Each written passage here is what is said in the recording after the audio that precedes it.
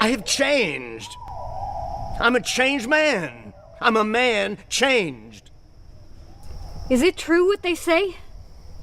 I'm not the man I was. No. No, you're not. You're not the same man as before. That man. Man I was. Man I used to be. Can you tell me who he was? I didn't know that other man. I didn't know him. Nobody knew him. I don't know if he existed. If he was real. You asked me, is it true? What they say. I asked if what they say is true. What do they say? Tell me what they say. That you killed someone. They say that? They say I killed someone? I wonder who they think I killed.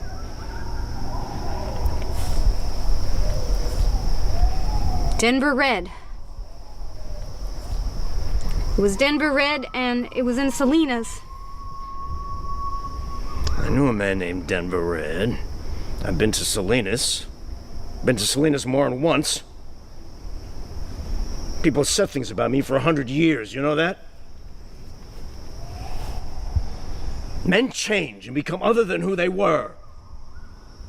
Some men die, they fall from trains, and people think they were pushed. The world continues to turn slowly and without fail. Denver Red was born Richard Crowley, and his father was a soldier who died in the penitentiary. Never saw son Richard but once before being sent away for the rape and robbery of someone in Albuquerque, New Mexico. I know the story of Denver Red, Richard Crowley. I know he was hardly ever in his life in Denver. It's called Denver Red all the same. You ask me, is it true? You want to know if I beat Red, killed him, pushing him from a train in Salinas? I know you are a new man. Ask me again. Is it true you've killed before? What do you believe? The answer can only be about what you believe. Because people will say anything. People say things because they are ignorant, know nothing. What people say isn't worth pissing on. What's important is what you think. The question here is, what do you believe? Deep in your heart. Way down beneath all the bullshit and the TV and the newspapers and the gossip is your heart, which is pure, which contains the truth. So you tell me what is in your heart.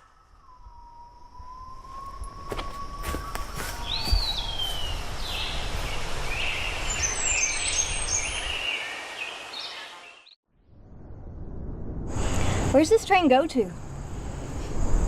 I used to go to Seattle. And now? Doesn't go to Seattle anymore? I'm not sure. I think it goes to Northern California. Could still go to Seattle, I'm not sure. Was it different when it went to Seattle?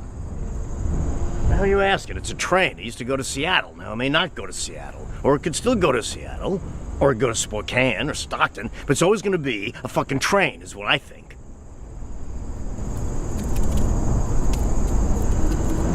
Did you ever ride it all the way to Seattle? I rode it once or twice to Seattle. I was a young man then. They tell me the baby's going to start kicking soon. I'll be able to feel it. Did you ever feel the baby kick? Shirley's baby? When she was pregnant? I don't recall that. I believe him, but I haven't felt anything yet. Do you remember when Henry was born? I wasn't there when Henry was born. I wasn't there when Henry died. Shirley told me it was a difficult birth. Shirley seems so old to have been your wife. Does that mean? I don't care if it is mean. I've nothing to do with Shirley. And I don't talk to Shirley. Let's this train come. Does being pregnant mean you're unable to shut up? Is that part of what happens? You just can't stop talking. I'll have to look that up, the talking problem with pregnant women. I wanted to talk to you about the baby. It's your baby, too. TV reporter around. Then you talked. Then you patted me on the belly and said this is your new life.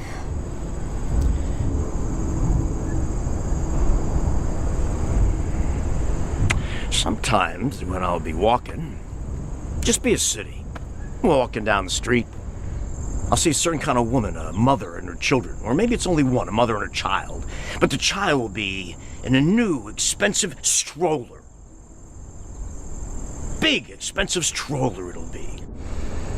And the woman will have stopped wearing makeup by now, and she'll be in comfortable clothes, expensive of course, but comfortable. And she'll be clean and fresh, and the child will be even cleaner and fresher. There are times that as this woman passes, I'll have to step off the sidewalk for this woman, because the stroller, it's big. It's bigger than it needs to be. It's big, and I'll have to step into the gutter usually. And as this passes, the little child will turn its little head and look at me. And then it will make the most hideous, monstrous face I know how to make, and my tongue will come out and flap at this child, and usually the child will start to cry. I think then how my flapping tongue will invade his or her dreams for years. For years, I hope. Long and ugly tongue that flaps like the wings of a vulture, stirs the air like birds of prey circling their dinner. I've even tried to wonder what those dreams would be like, but that I cannot do.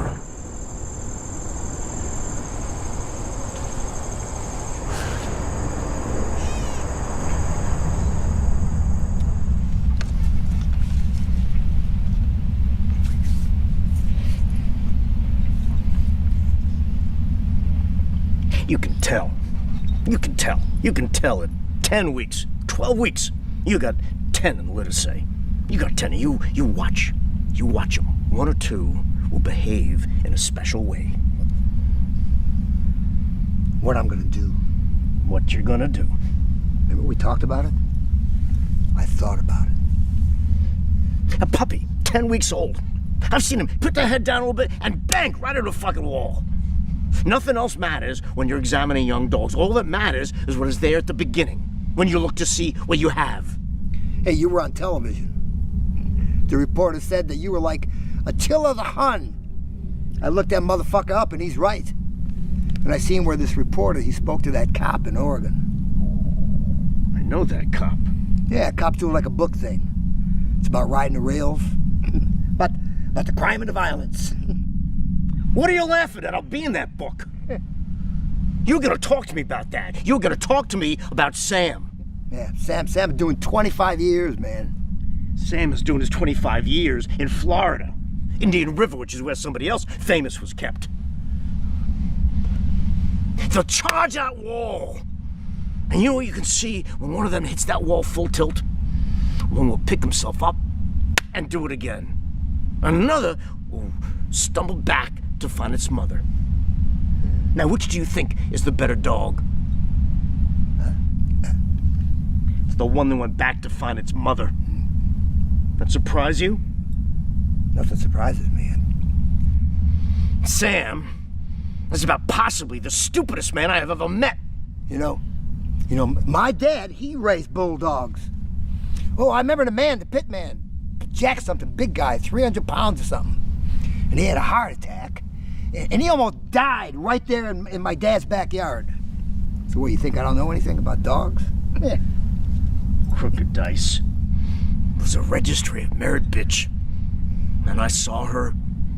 Always she would work the front end. She liked to pull him by the nose, make him panic, make him look at her face. And in her eyes was flame. And she was a 6-time winner. She beat 2 other 4-time winners. She beat that Cajun dog down in Bogalusa, where the fuck that place is. Niggers handled the other 4-time winner, big nigger named Curly. Big nigger.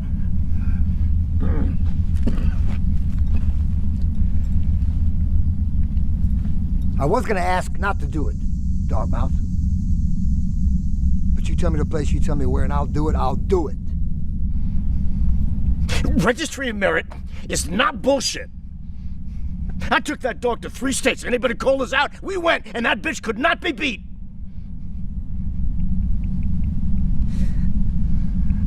I won't ever have another dog like that. So tell me the place.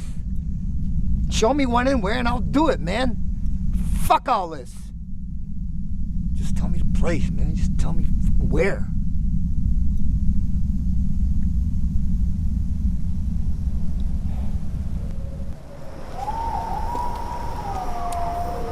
And she said that. This is what Lindy said she said. Why is Nye going to live with that man? He's mentally ill. Why is Nye going to have a baby, for Christ's sakes? Have that man's baby when he has been to prison and is mentally ill. I thought Marie was my friend. And I feel like going right over to her where she lives. So it's a good thing we are where we are. Marie is nobody to be calling anybody else a name. I think she spread her legs for enough. Is Lindy your friend? I think she is.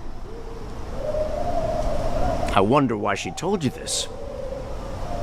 Well, she tells me everything. You think she shouldn't have told me?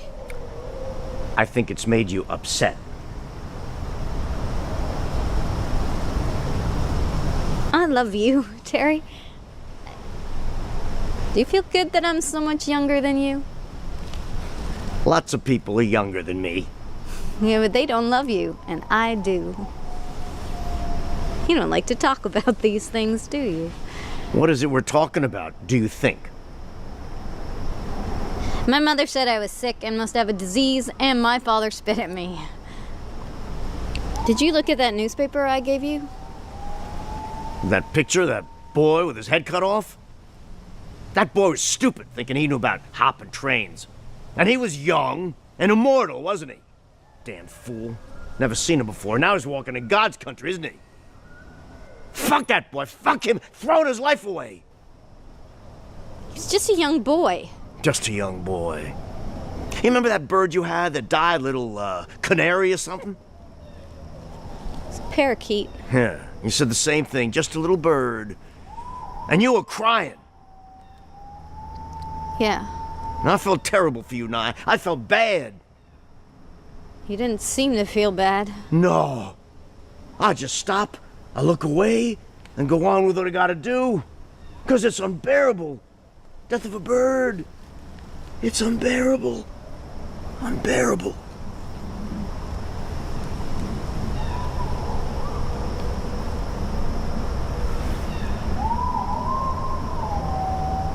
You could see in that picture that boy was wearing new Nikes. And right next to his fucking Nikes was his fucking head, sitting there like a cantaloupe or a basketball, admiring his brand new Nikes. What was the head? His head, a minute ago talking, saying dumb shit, and then fell right under that wheel and got cut off. And bounced, I reckon, and landed right side up, so he could admire his brand new Nikes.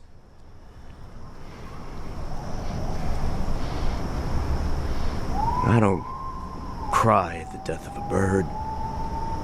If I cried at the death of a bird, parakeet, I would lose myself forever.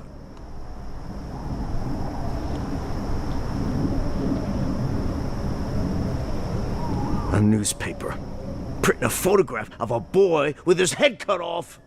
They shouldn't have done that.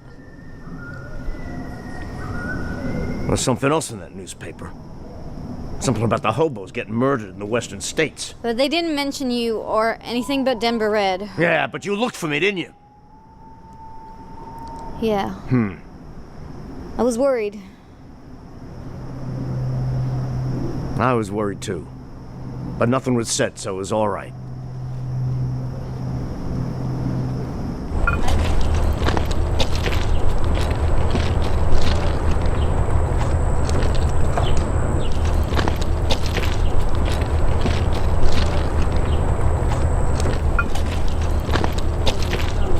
Tell Melvin yourself. No, I'll go. I'll go up to the bridge and back. That's all I fucking care.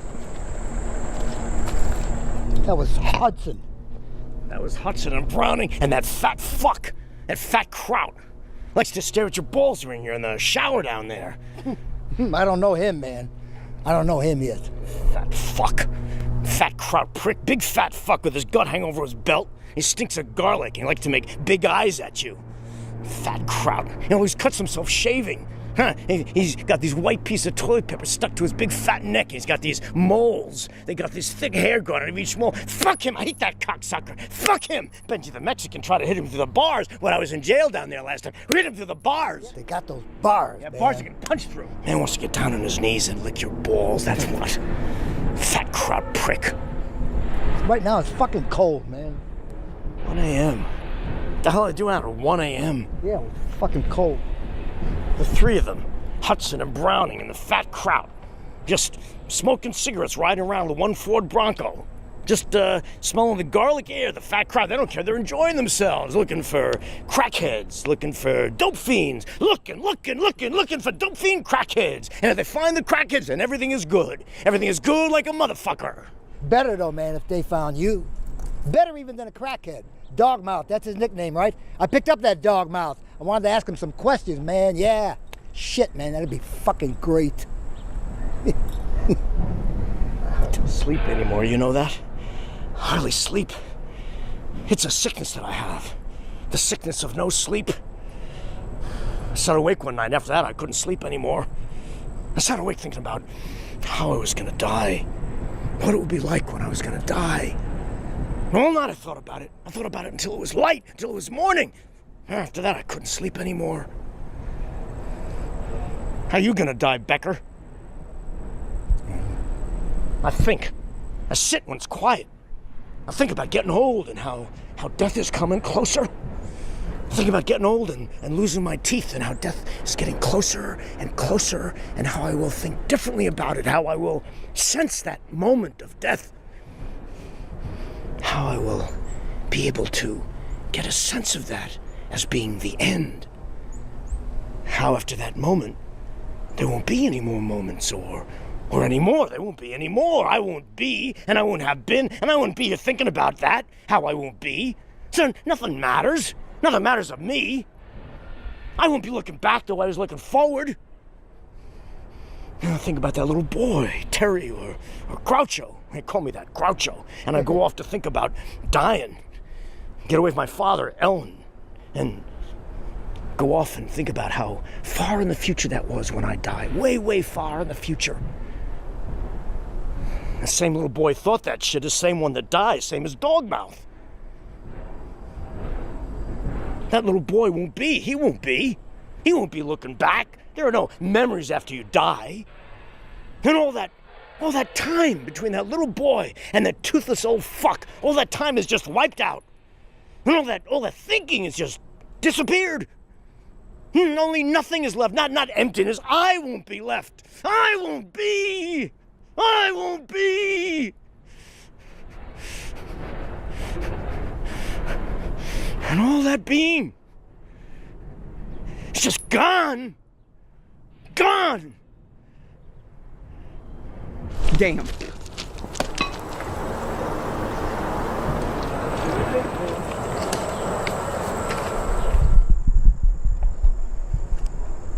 That was Wilmer, man. That was Wilmer. Fuck. Wilbur tried to tell him where I am. He'll try to tell him how to find you, man. That's true. They'll release him in the morning. Yeah, but he'll have told him what he knows, you know? So fuck him, man. Should we kill him? You can't talk like that. Becker. Yeah. You can't talk like that. All right, I won't. Okay. I don't care what Wilmer says. Wilmer can tell anything he wants. I don't care. Wilmer's a man who knows nothing about anything. He's a man who knows nothing about nothing. He's a fucking idiot who sits in a trailer and listens to the radio all day. He doesn't have a TV, that's true. No, he doesn't. I know some shit about Wilmer, so when I tell you he's a nothing, a man who knows nothing about nothing, I am basing this on facts that I know. Christ! Hiding here like school children. I'm disgusted with myself. That's the way it is.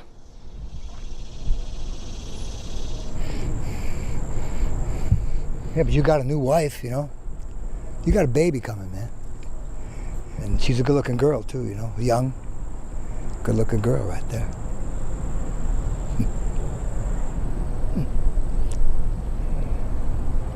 My father was a sailor.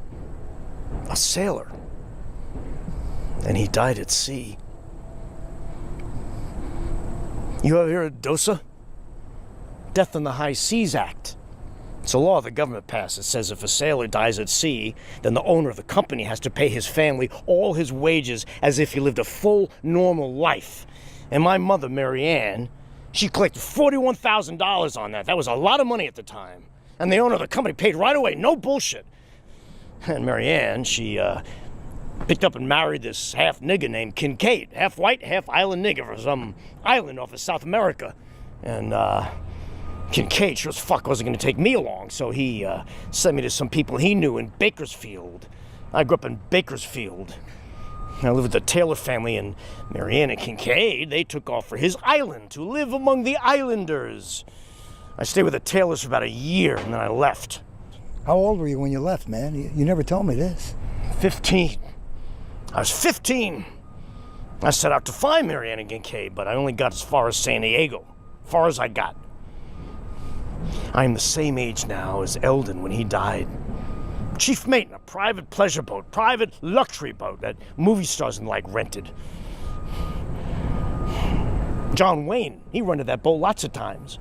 Yeah, my father had more than one conversation with John Wayne.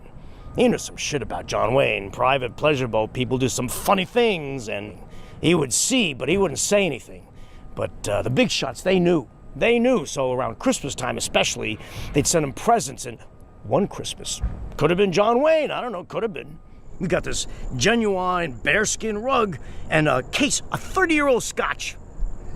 The bear rug still had the bear's head on it, and I remember playing soldiers on that head as if it was a big mountain or something.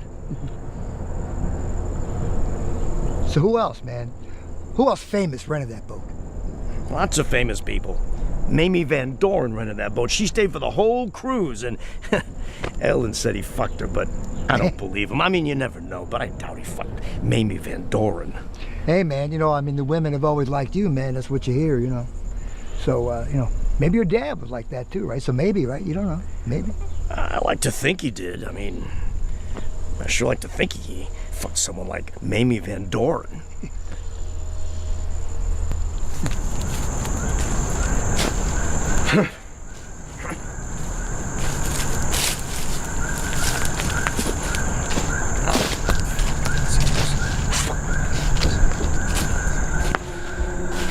Fuck. Law. Can't believe it. Believe it.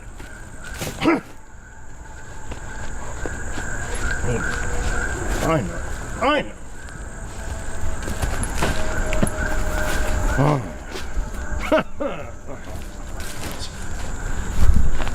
You want to feel it kick? Terry? I don't want to feel anything. It's your baby. You don't want to feel it?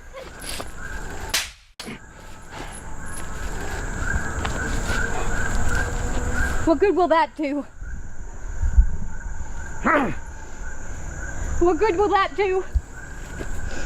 I've been hit before. Listen, maybe I should leave. I don't know. Should I leave? Or... They've outlawed dog fights. Officially now, they passed a law. The way you get good dogs is breeding good dogs. You find out it's a good dog by fighting them. I loved all my dogs. I would cry sometimes if one of my dogs was hurt. But I knew if a dog fought badly, stupidly, then that wasn't a dog I should breed. That dog could have been killed, I don't care. You can lose sometimes. Show some gameness. I had a game bitch. I brought her just for her gameness. She didn't have much else. No mouth, no endurance, but she had a lot of heart. That bitch would never back away. She would never turn. She was happy to die. It didn't matter to her. And then Sonny had a bitch. Didn't even know she was a pit bull. Could have been something mixed with bulldog, but who cared? She was a winner. You could tell just looking at her what she would throw. Centuries of breeding winners, and now there's a law. Says it's cruel to fight dogs. That's because what they want. There's a boring, obsequious dog, a boring dog to fetch the ball for you. That's what they want. Because such fucking useless dogs won't remind them of how fucking useless they are. But a real dog, a game, fighting dog, is a reminder of a life which they tell themselves doesn't exist. I believe they know it exists, but they lie. They lie to themselves. They lie, and they lie, and they lie until, well, it has taken some time. It has taken some time, but they almost start to believe that the world is a place where all you have to do is bounce rubber balls. I've had dogs so noble it causes you to suffer just to gaze upon them. You suffer in the presence of such courage. It makes it impossible to flee the hidden world inside of us. That devil's kingdom, which is the only real thing there is in life. And when you can't run from it, when you can't hide, then you gotta push that elevator and go down. You push down and you go down and down and down until you reach the sin and the filth and the pain. Then you are someone worth knowing. But if you stay in the lobby, then all you're gonna do is fetch rubber balls all your life.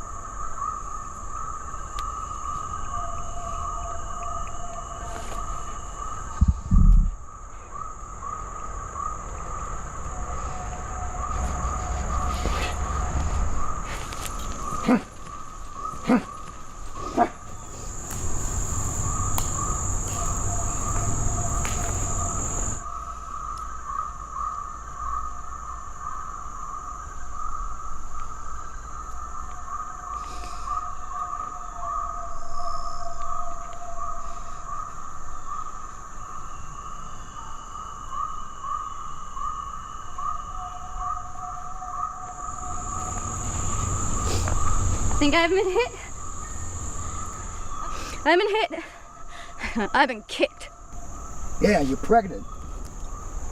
Look, people can have episodes, you know? Is that what that was? An episode? Yeah, people can attack things, man. I seen a guy once attack a city bus.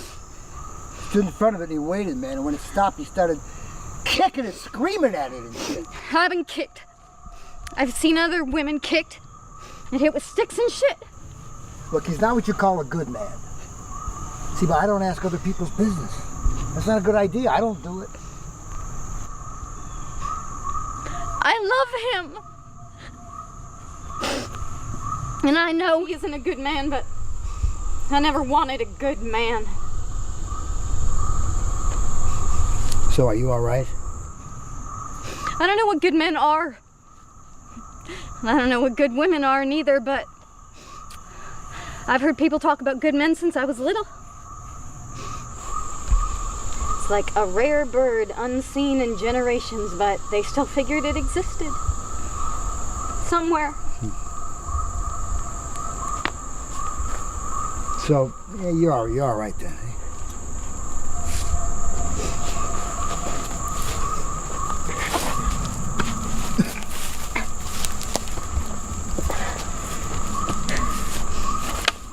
I know what you're supposed to do. I wonder why the fuck you're doing it, though. First, you don't know what I'm supposed to do. Second, you don't know a lot of things. Because it's some low-life speed freak, it's okay? Is that how you think, Becker? What, are we talking about something here? Asshole!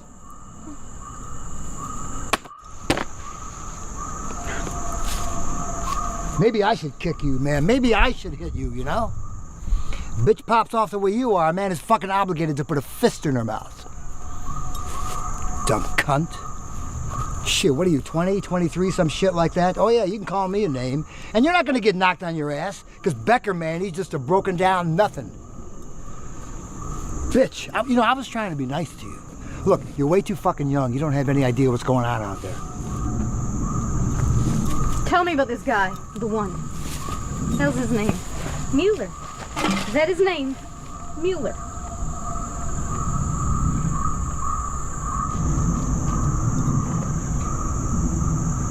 Once in Oregon, there was this cop. He was a railroad cop. And he worked for the Northern Pacific. And he caught this guy, this little old fucker, man. Just grabbed him, right outside of the yard. and he set him on fire. Yeah, fucking railroad cop did this. He watched the guy burn for a minute or so.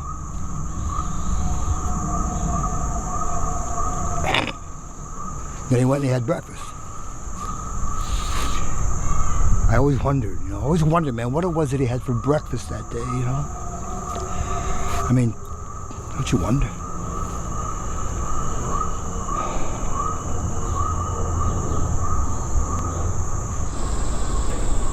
One time the trains had names. Pan American Flyer, the City of New Orleans. Must mean I'm fucking old. Oh, you're not old. You just want me to say that, huh? And those were Eastern trains, or maybe Southern. But man, ain't nothing got a name out here. Not even trains got names west of the Rockies. Hey, New Lebanon. It's in Ohio. A city named New Lebanon. You know it? Well, you Mr. Geography now? My uncle said he liked the name of it, and that's why he moved us there. In the school, they spent a whole week explaining why we were called New Lebanon, and how it didn't have shit to do with, Lebanon, the country. Except it did a little. But I guess they didn't want us thinking we were Lebanese or something. A girl said to me last night, middle of the night, whispered in my ear, "Why are you doing this to Mueller? Why is he getting killed?" She said that to me too. I'm wondering to myself, how does this bitch know his name is Mueller? I barely know his name is Mueller. Hey, she's a smart girl and all that. This doesn't bother you?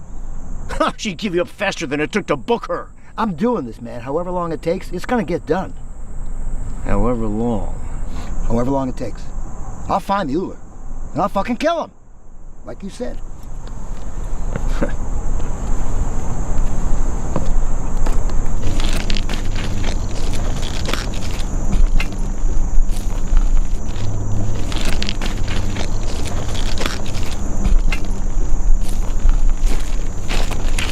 I know you aren't going to kill him.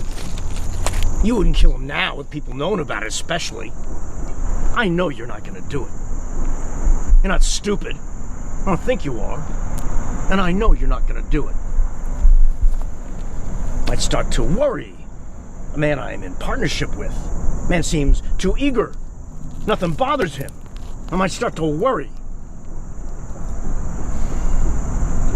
I mean, I'm not the one with an almost teenage girl hanging around me.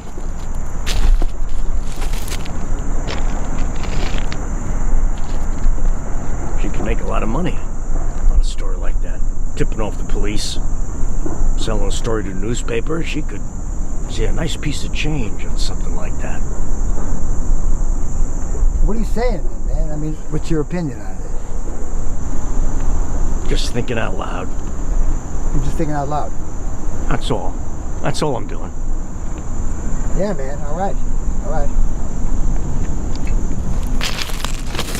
I started something. You agree with that? That you started something? Yeah, man. You started things. Mm-hmm. Now, what did I start? A place to go? I can answer that. But I think when you join anything, when you join a group, you have responsibilities. Now, we've been all of us through a lot of shit. Called names, spit on.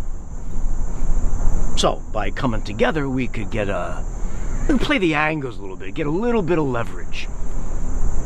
I got nothing to worry about.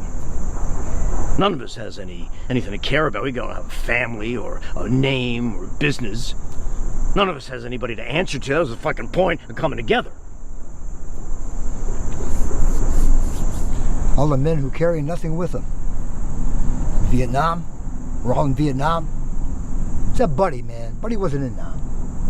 Buddy was in prison. And what we are, we scare people. Yeah, we scare people. So I think that the railroad authorities, they start to worry that people might stop using the trains. They might get worried because there's no security. If people can go around robbing people, these lousy hobo bums throw people off trains, doing anything they want, everywhere they want, anything they want. That's right, man. That's right. So I have to believe, Becker. I have to wonder. If someone is out of line, and you know they're out of line, you're sure about it, you fucking take their life. Otherwise, if you Otherwise, everyone will know you're just blowing smoke. You're just a bunch of punks pretending. And I never pretend about anything, ever. That's right. Now, Mueller, I never even met, not face to face. Mueller is wrong. Of course he is. Mueller is wrong. No question about it. The man is fucked up. No question about it. No. I don't see where he could be seen as, except as wrong. You know, fuck him. Fucking guy's crazy maybe, but he's wrong. I started this. And we've all benefited from this, okay? We've all done okay with this. So I see no reason to let Mueller fuck with us.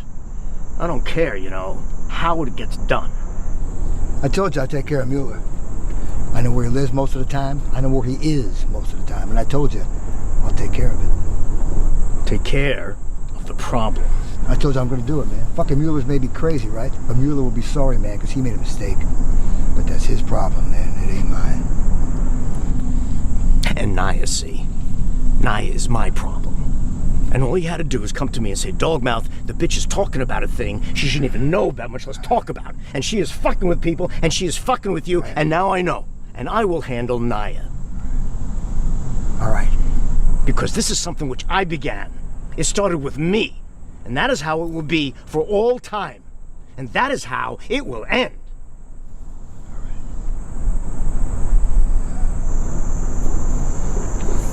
So, Phoenix, Valley of the Sun. I had a cousin who went to Arizona State. She was a cheerleader and she loved it there. I went to visit her when I was around 12 for spring break. I remember it was really hot. And she was fucking just everyone, like the entire football team, but she wasn't happy because it was mostly players from the practice squad and not the starters. Well, shit, she was so damn ugly, I'm surprised anyone fucked her. I remember a lot of pawn shops in Phoenix, running out on the highway away from the Valley of the Sun. She was fucking this one guy, this big black guy. He was like 300 pounds, and his head was so big they had to build him a special helmet. They called him Watermelon Head. He would just laugh. He was a nice guy. He was just big. And he had no idea what he was doing at a university.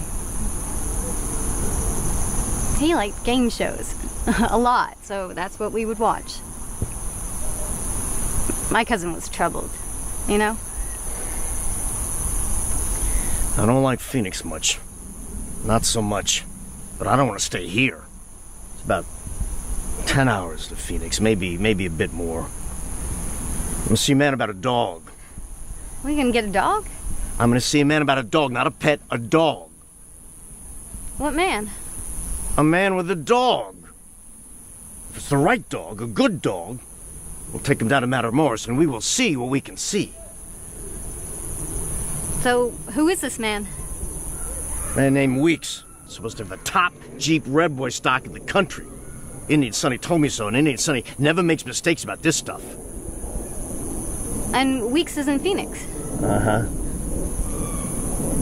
Baby's due in August. What is that? Is that a Leo? Be just like you. Have a baby that's a Leo.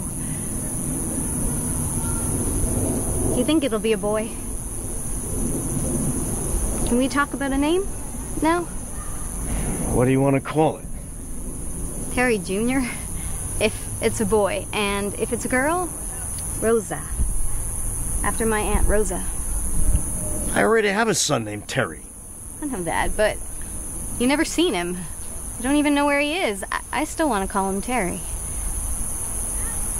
August isn't very long, so maybe we'll still be in Phoenix. I can't travel for the last few weeks, you know? I know.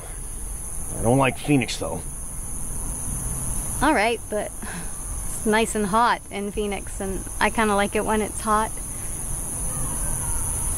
Tell me more about the dog, Terry. Weeks. It's a man with a name. And I keep hearing Weeks this and Weeks that, or this one here, this is out of a week's bitch, or Candy, 4-time winner. Beat a rom dog last time down in New Mexico, and that rom dog was game. And I heard different things, but that was a Southern Hill Combine dog. That match lasted 40 minutes. Lasted until that rom dog couldn't make it to the line. Both front legs damaged, and Little Bo picked him up. And Candy won that match, and that match made for a lot of people wanting a week's dog. I know he's heard of me. And his son, he said, sure, he's heard of you, the Dogmouth man. And he knows that I've been on TV, and even that I got a young bitch knocked up. And, asked about Denver Red. About the man going to jail in Mississippi. Everyone likes to talk about the TV story. Sure. Television story. Everyone wants to talk about a television story. I didn't tell anyone we're going. I thought it was best not to. Well, no. Either way, tell them, don't tell them, don't matter. I'm glad you're taking me with you. That child is yours. You'll take care of that child. Don't fucking expect anything from me where that child is concerned. I can get welfare. I've been told all how to do that, and plus they give you food stamps, which I already get, but I guess now they'll give me more. What I want when the baby comes is for you to, keep in touch. That way I'll know when the baby's old enough to travel, then I'll know where to come meet you. Fine. All right. I can do that.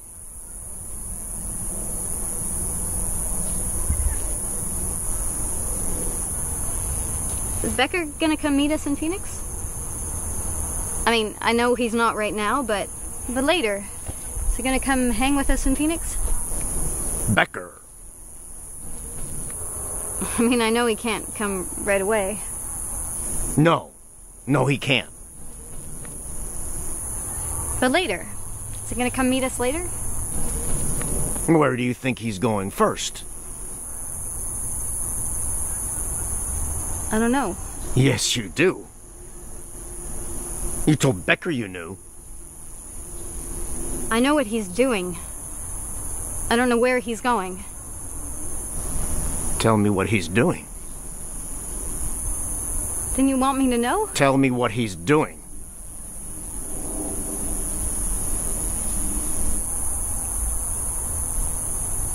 He's gonna go kill someone. You think that something should be talked about? If someone were going someplace to kill someone, how would you feel about someone getting killed? That's not an everyday thing, is it? How would you feel about someone getting killed?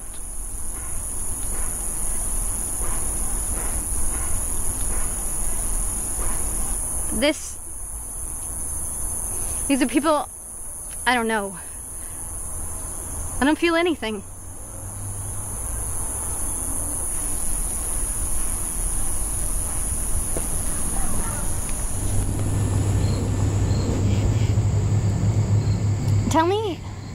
Tell me about Phoenix.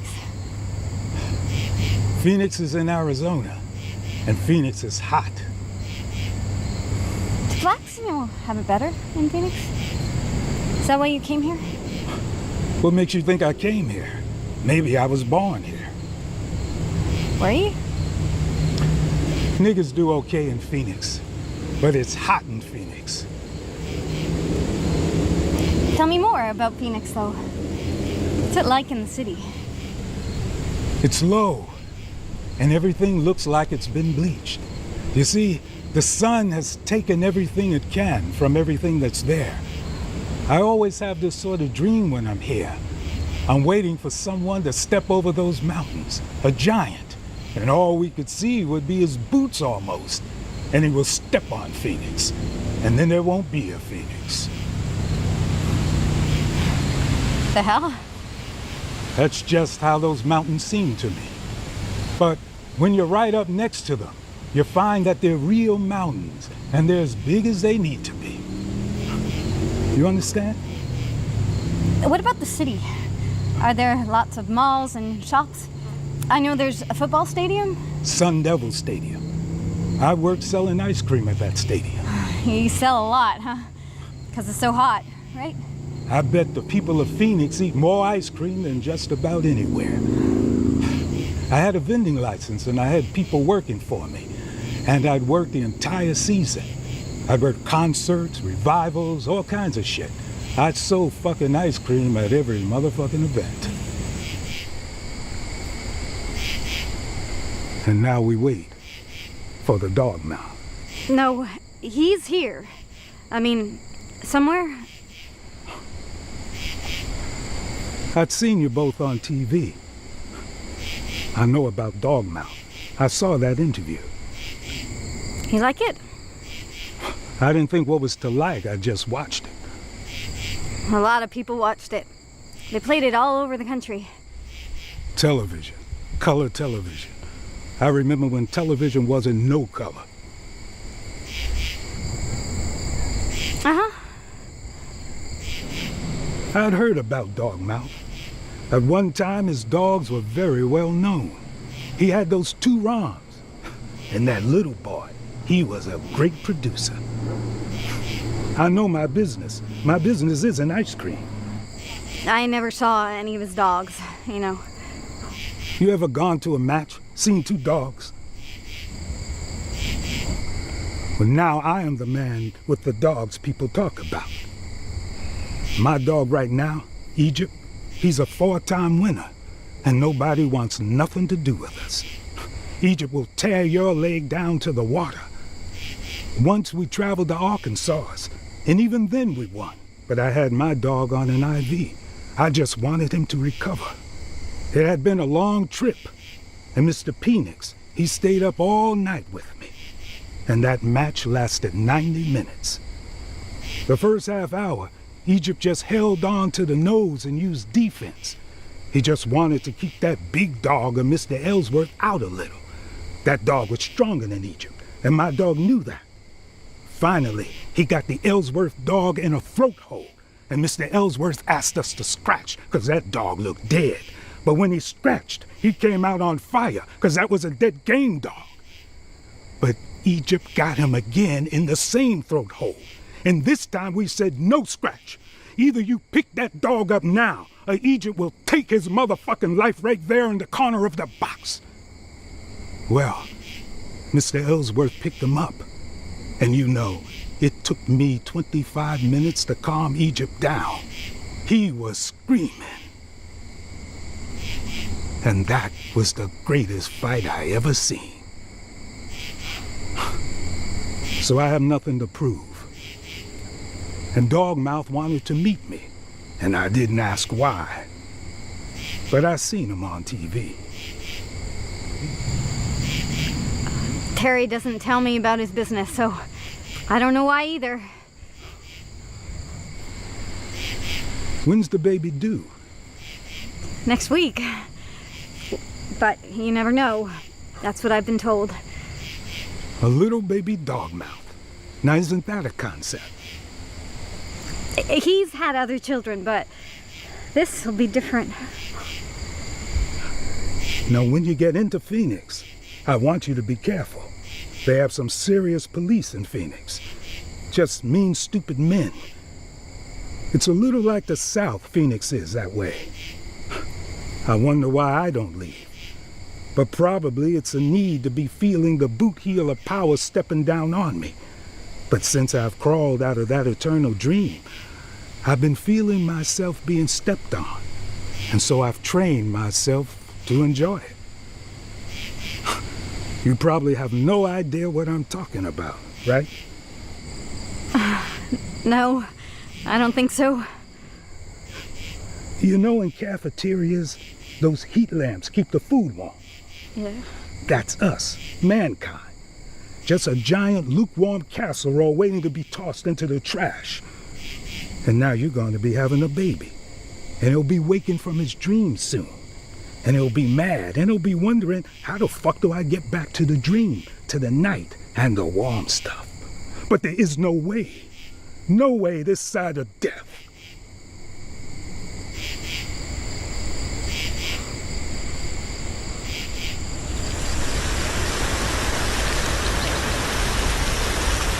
That was before Vietnam.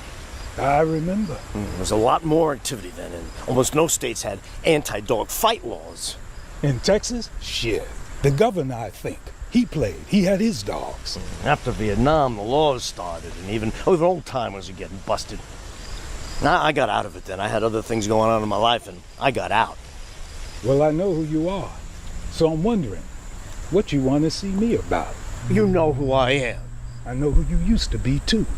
You used to have dogs. You ain't got dogs anymore, not now. I only wanted to get a dog. You think maybe I have other business, and that's wrong. Just want to see your dogs. Indian Sonny said you were the man. And I want to get some dogs. Maybe start up a yard again. All right. All my dogs are good right now. And I got enough wins. And a Ron bitch. And a 4-time winner. And isn't anything half-assed in my yard. I guess you were wrong about the other. Listen to me. When a man appears on TV and a reporter is asking him questions about murders and a criminal organization he runs, well, I think someone would have to be very stupid not to want to know up front what the reason for the visit is. My reason for the visit is dogs, and I love dogs. Bulldogs. Pit bull terriers, people call them now. And I love dogs, and that is why I'm here.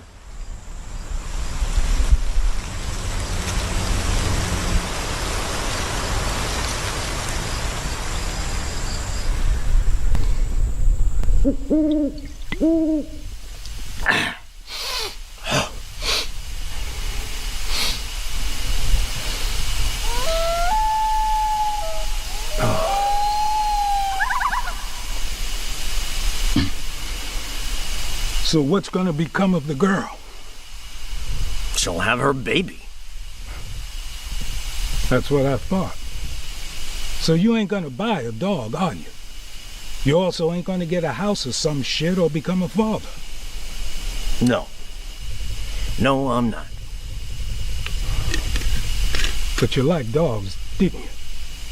And you know dogs, I'll give you that. So what I want to know is, why are you here? I imagine it has to do with Mueller. Mueller. Yeah, it has to do with him. I expect Mueller would turn up. Found along the railroad track somewhere. Dead is my unemployment claim. Is that correct so far? So far, you're correct. Well, I don't want nothing to do with Mueller or his business. You already have something to do with Mueller. Yes, but not anymore. You can see that. And what I can see about you is you have medical problems of some sort. And here you are, with this girl following you, and knocked up, and telling you she loves you. And all the while you feeling worse and worse. But nobody's supposed to know that, because you the big dog, right? Dogmouth's the enforcer. And a man is in prison in Mississippi for life because of you, on a killing you did. And he took the fall on that. And now journalists are following you and the girl around wanting interviews. Is this right so far? And that'll just stop you when you make a mistake.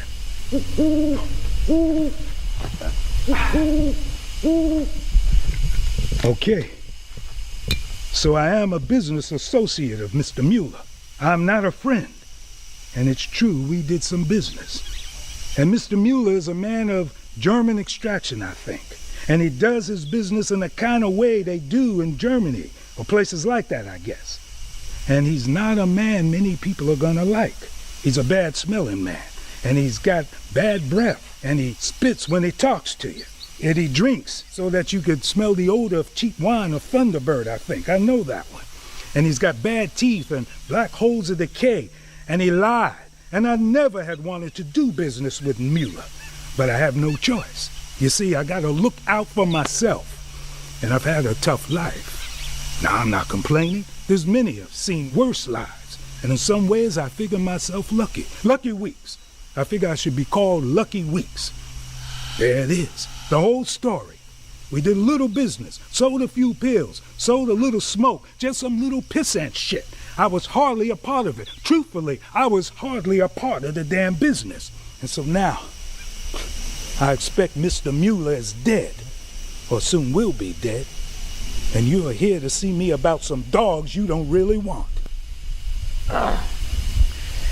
One problem is hemorrhoids. I got hemorrhoids.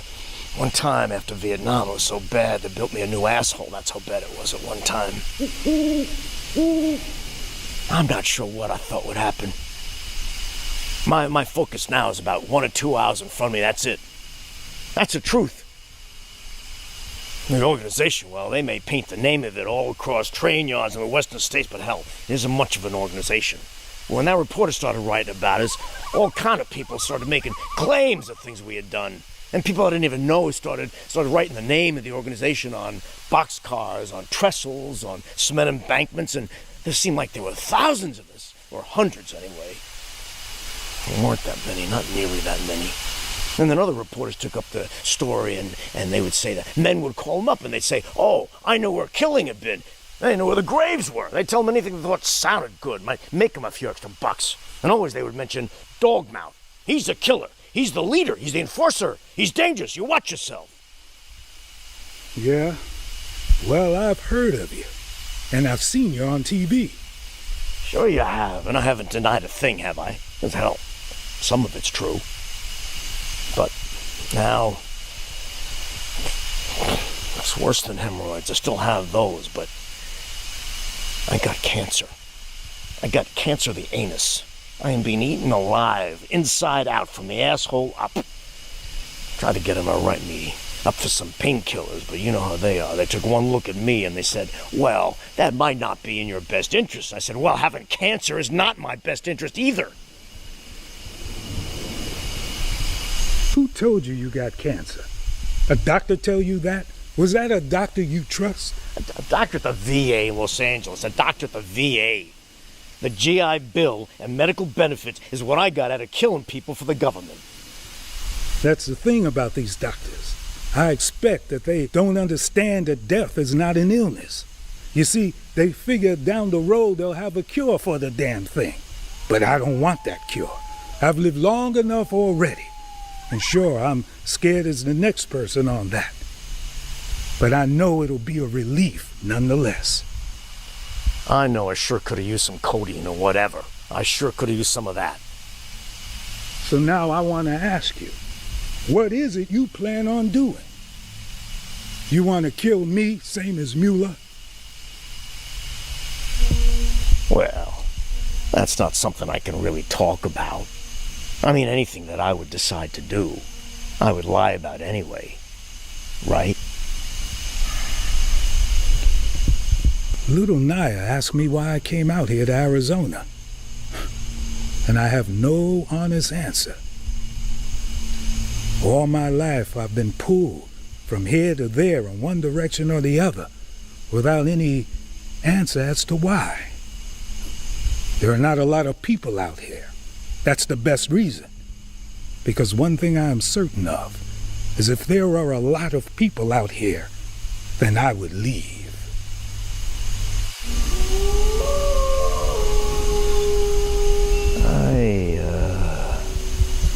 I want to think about the dogs for a night or so.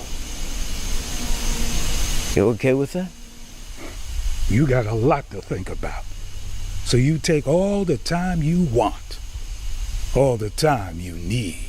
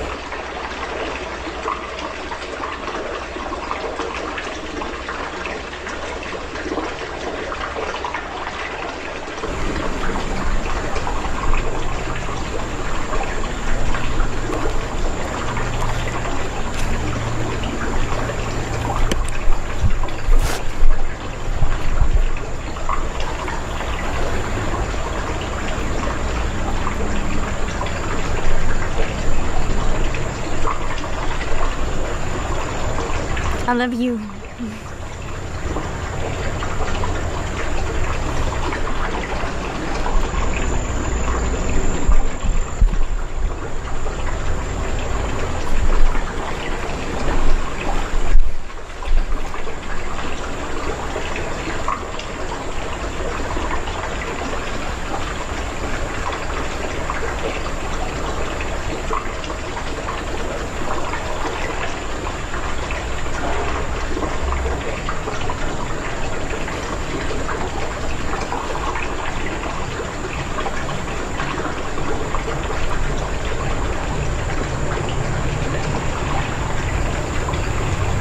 How do you feel?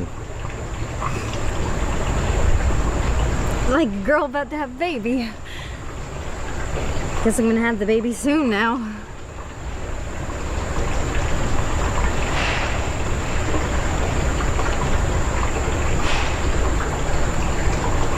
What's gonna happen, Terry? Nothing to do with you.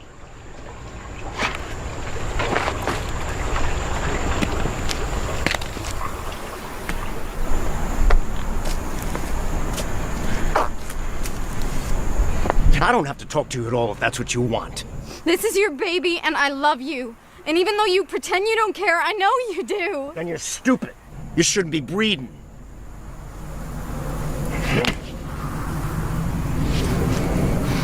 I could do things that would make you stop loving me. I don't want you to do that.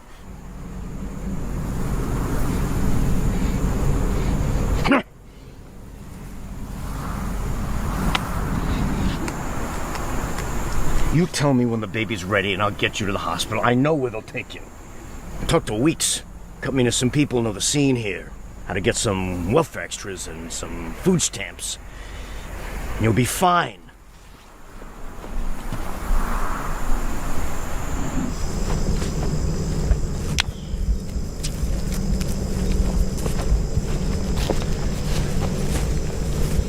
No, I mean, I'm telling you about this now. Okay. But this wasn't good, you know, not good. Well, wait. Is Mueller... No, man, Mueller's not dead. Is Mueller dead? No, he's not dead. Okay. So, you know, how this happened, it's not good. Not fucking good. You want to hear it? Yeah. Okay. So I'm there in Provo in Utah. You know, that's where the motherfucker lives now, in Mormon, Utah, hey?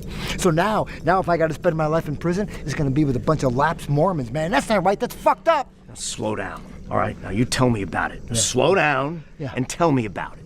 So I'm up there in Provo and I'm asking around, and everybody seems to know Mueller, man. They know his house. They know his old lady. Yeah, he's got an old lady. Nobody told me this. Ugly bitch, too.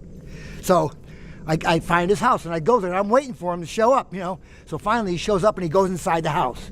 So now I keep hanging around, and what I'm figuring is I'll follow him, you know, next time he leaves the house. But man, he doesn't fucking leave.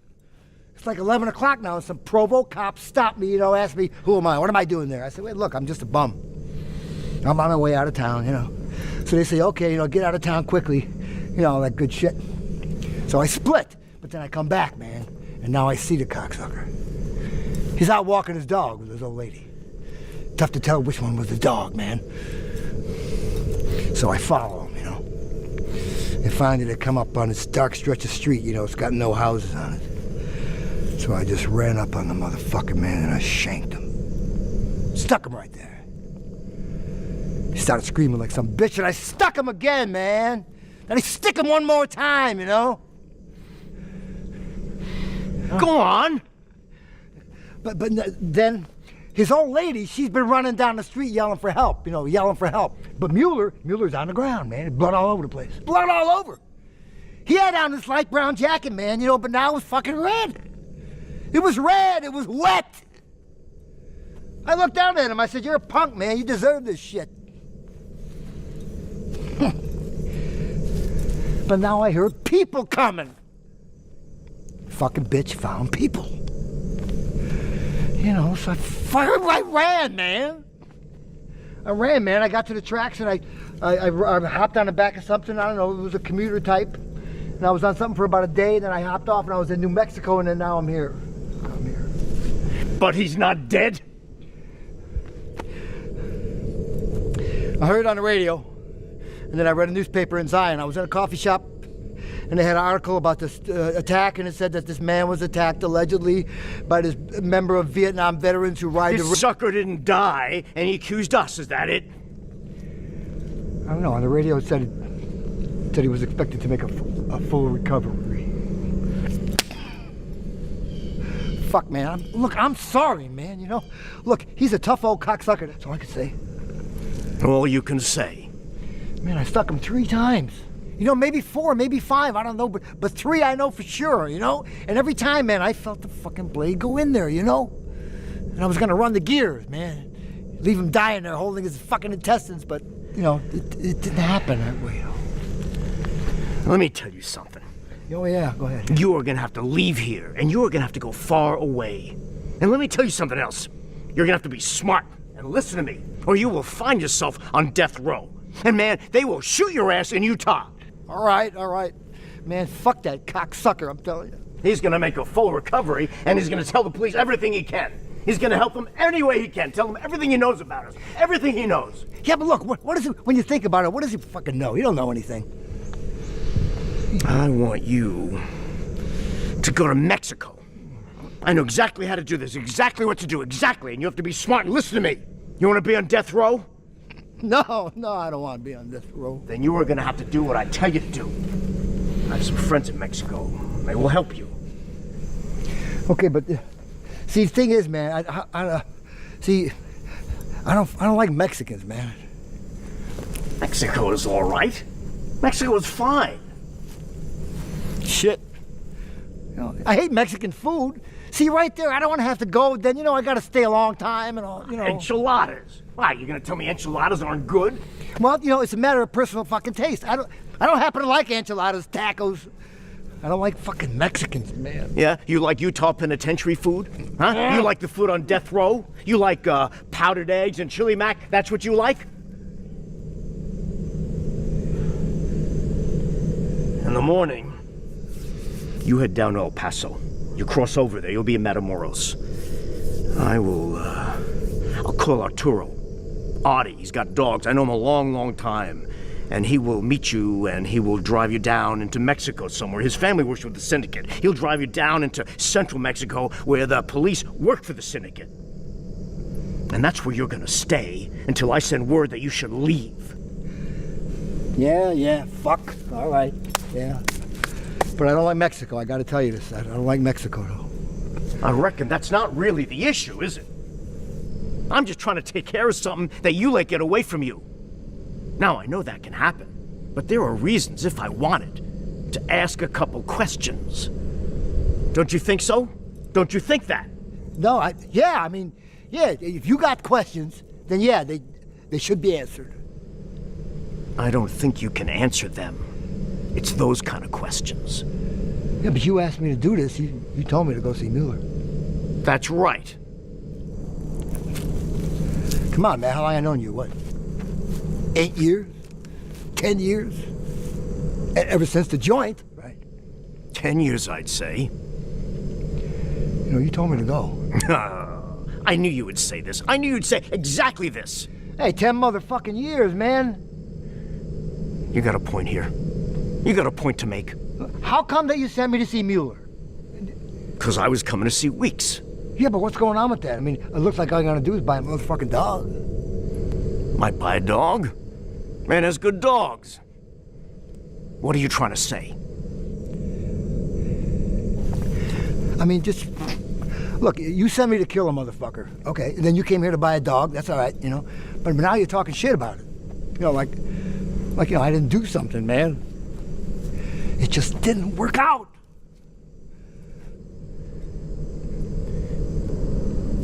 No, I don't know, man. It's not important, not to me. Not anymore.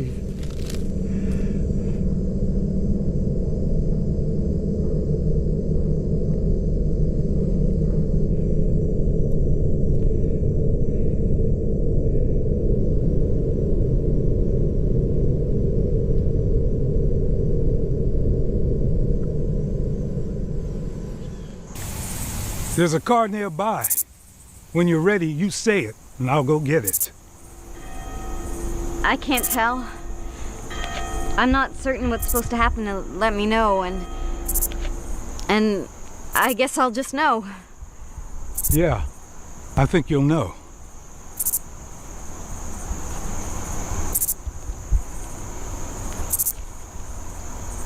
I had a boyfriend once. He never let me out of his sight. If I was away, he'd call every 5 minutes until we were back together. He was never happy. It wouldn't matter what I did or how often I told him I loved him. I think even the idea of being okay with things, like trusting me and all, it made him shiver and get afraid. Some people need to be busy doing something, even busy being jealous. That's how he was. And he drove me insane until I left him. But I had to sneak out of town because just to tell him, he would have beat the shit out of me. And I didn't want to go. To leave that place. And I shouldn't have had to. That's my point. You have to do a lot of things in this world that you don't want to. The world is real shitty that way.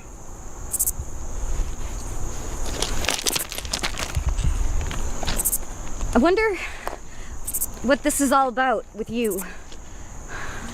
Terry doesn't usually do anything with black people. We're not really doing anything. Terry usually doesn't do nothing with black people either. You follow me? He won't even do nothing if it involves a black guy. We're just talking about dogs. Maybe that's different. No.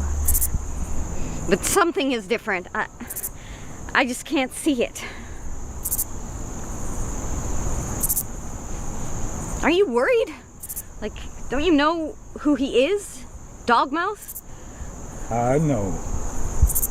Well, are you worried a little?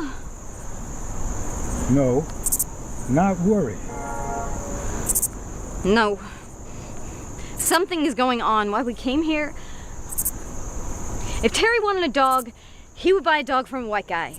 Even though the black guy's dog was better. You think that? No, something. I'm a little nervous myself. A woman gonna have a baby shouldn't be nervous. It's not good for the baby. No, not that kind of nervous. I'm not nervous about myself. I am fine. I am, however, a little nervous about you. About you, the black guy. You get it?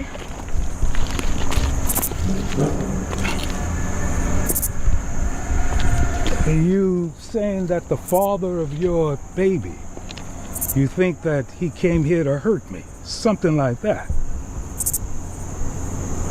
Something like that, yeah. And does that make you feel all excited? No. I'm not some sicko. What about black men? Does being up close to a black man make you feel something? Do you know what would happen if I told Terry you just said that?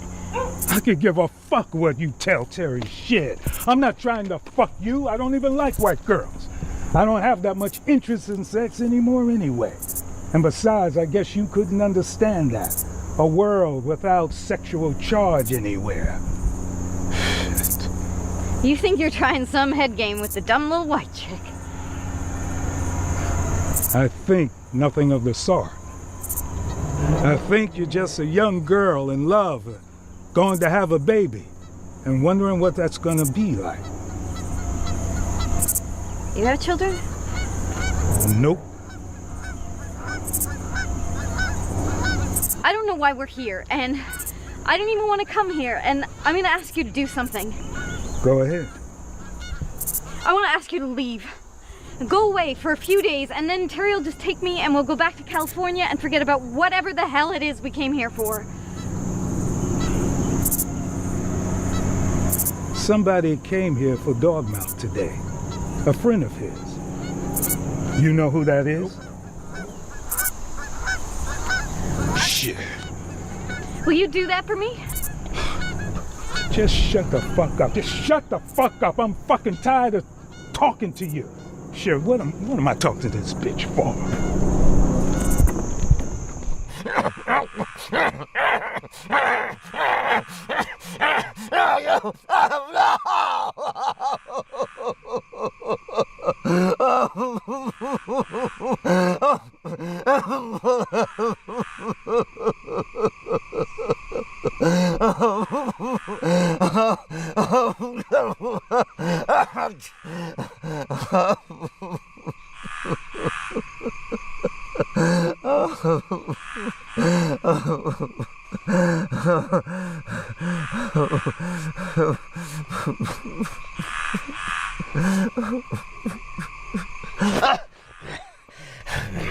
Wake up, Terry.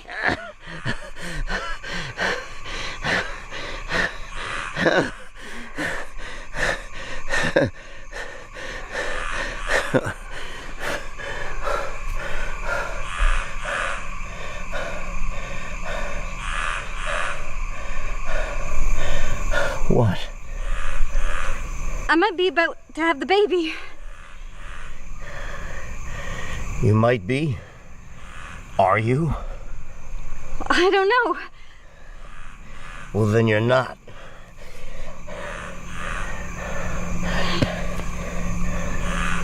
One more thing. Yeah? I saw Becker. I saw him when I was in town. Around the truck stop there. You saw him? Yeah, and I had this bad feeling. All of a sudden. It's just like that. All of a sudden. Don't worry about Becker. Becker will be leaving tomorrow.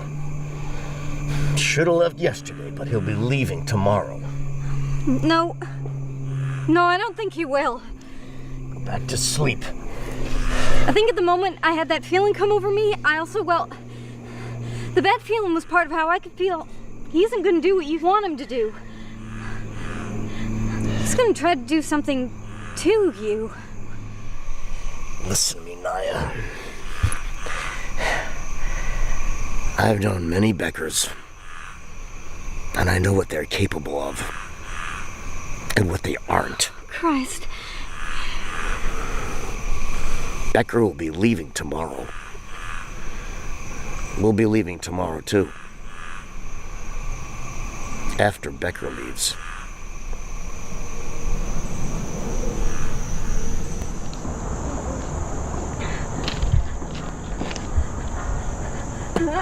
Okay.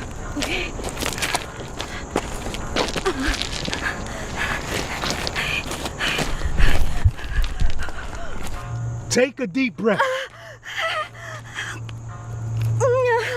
Hi. Okay. I dreamed last night. In the dream was Lee Marvin. When I was a little girl, my daddy would talk about movies with Lee Marvin, who he loved. Lee Marvin scared me. If it's a boy, maybe you can name him Marvin. Fuck Lee Marvin and fuck my dumbass dreams. And fuck my dad, who loved Lee Marvin because he was a Marine. Look, see, maybe we should get to the hospital now. My dad, he loved war movies best. Best of all would have been a war movie with Lee Marvin. So he could talk to you about being in the army, being in the Marines, talk at you with a beer in his hand, and I always had to get him another cold one, honey. It's the only time he called me honey. And when I started to have friends, he'd buy us beer or wine, the kind of wine he thought was fancy, but it wasn't really, and even then I kind of knew that, but my friends, they didn't, so he felt like a big shot, and he talked to them about being in the army, and he never hit on them or anything, but he was an asshole, and he'd give them advice as if he could provide guidance like a priest. My dad, a priest.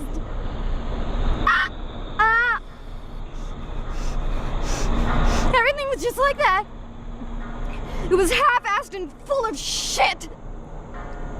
And then my mother, she'd just get backhanded for anything. Didn't matter. He'd start feel bad, start getting into depression, just smack her. And this is to get him feeling better. Listen, it's a long way to the hospital, okay? Now, do you have everything you need? My memory isn't so good, so I need you to remember things, okay? It's just something that's happened to me, that I will forget things, same as an old man. Now, do you have everything you need?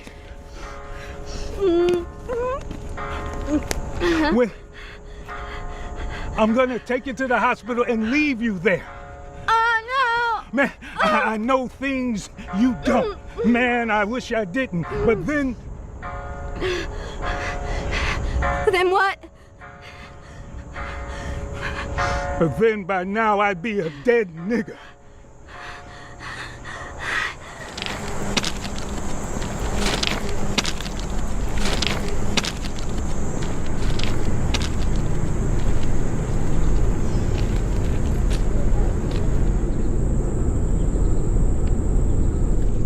Railroad cops. Those are railroad cops. They won't be back till tomorrow. When it gets light, then they'll be back. You think they're looking for me? You think even the railroad is looking for me? I think the whole world is looking for you, Becker. That's how it feels, man. Like the whole world's out looking to find me. The entire planet is looking for you. Pretty soon police from other planets will be looking for you. That's how it feels.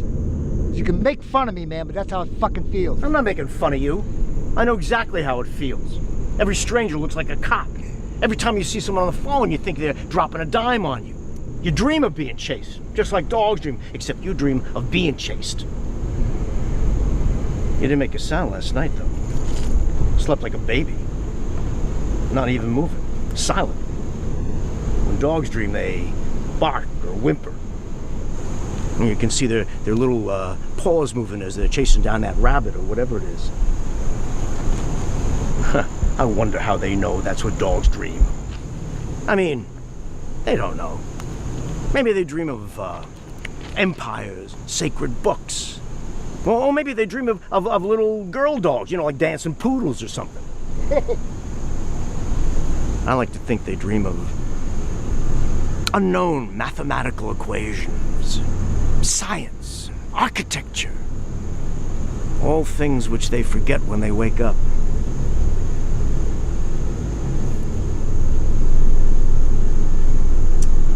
I wonder, do we dream after death?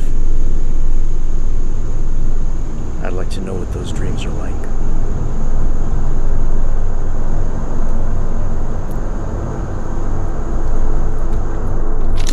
Hey! What the fuck?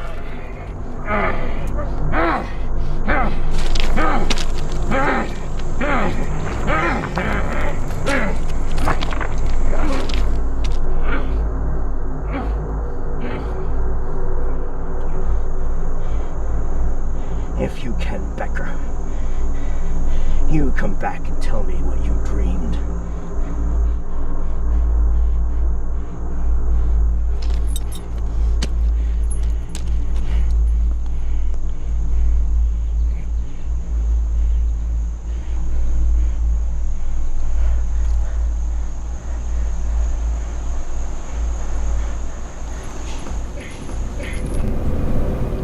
In this hospital, there's a day room where I spend most of my day. I've been kept for observation because they say I had some irregularities. I believe it's because the police asked the hospital to keep me here. There's a television, but they keep the sound turned down so as not to upset the girls who are watching it. I find the television very upsetting. And I never watch when the news comes on. Instead, I go do something else, like play with the baby.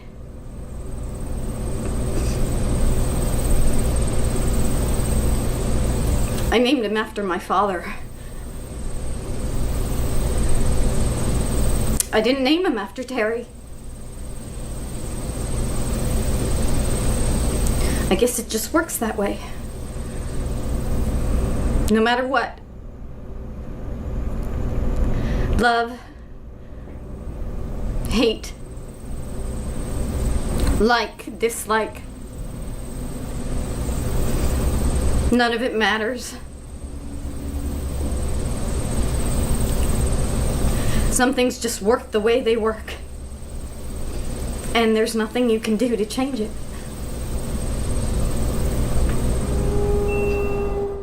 This is Waterloo, Iowa, my home. It's located in Black Hawk County, in the northeast corner of the state. Only 3 hours from Minneapolis and 5 hours from Chicago. It's home to the greatest tractors ever made and the most courageous and heroic 5 brothers that ever served for our nation in a single world war. Think of Saving Private Ryan.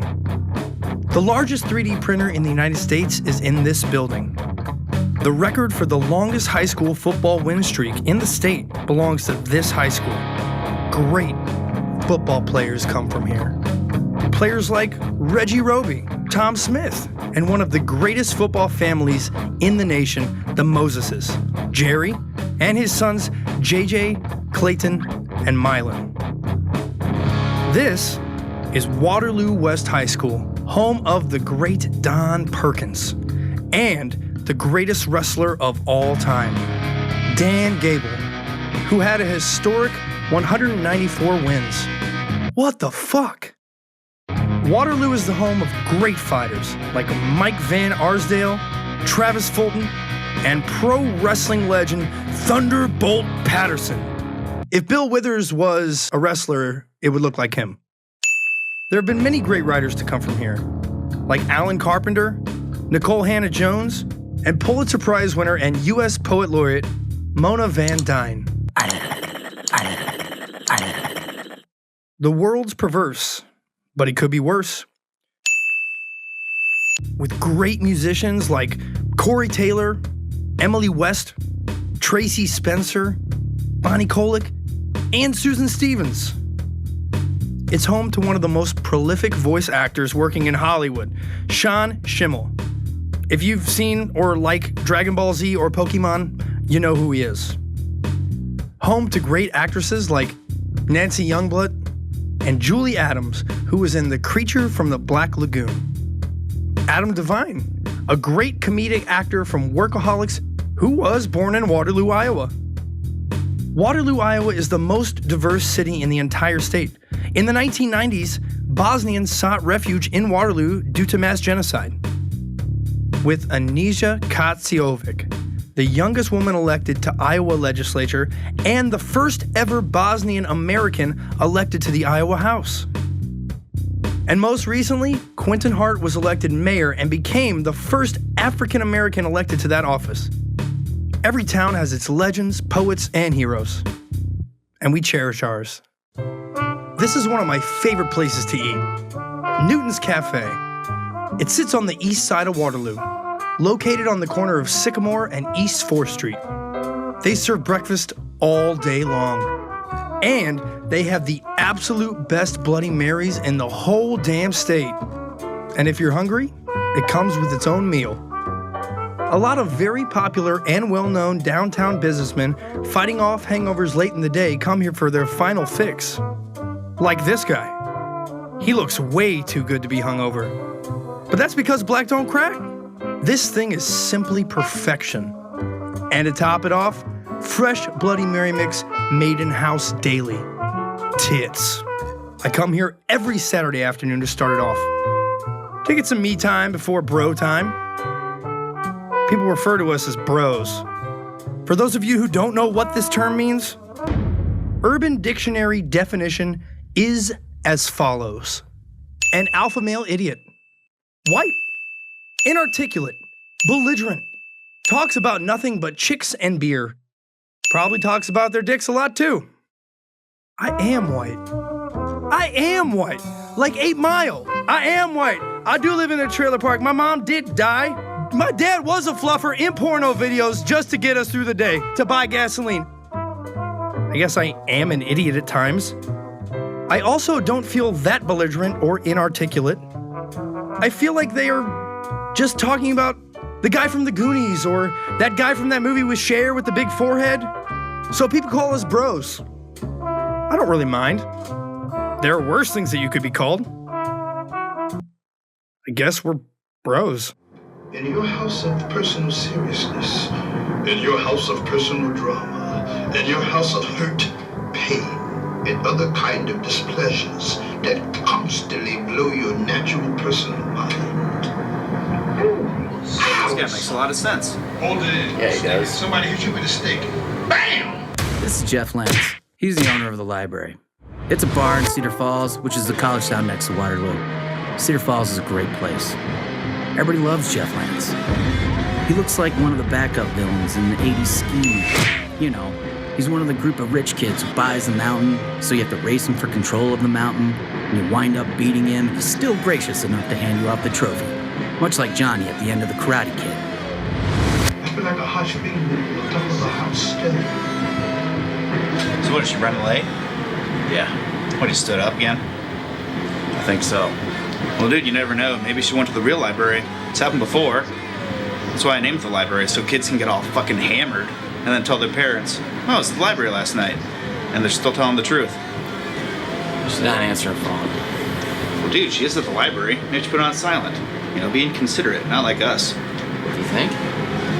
Yeah? You never stood up before? Yeah. Have you? Fuck no. I'm Jeff Lance, dude. All right. It's just a slump. Everyone goes through it. Actors, baseball players.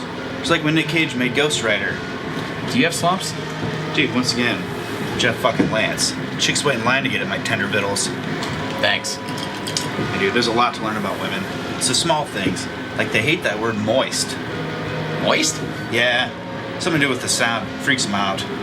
Wait, you're telling me I call up my grandma. I want some moist chocolate chip cookies. And she's gonna be grossed out by her only grandson? Oh, yes. More than you ever will know. It's the details, my friend.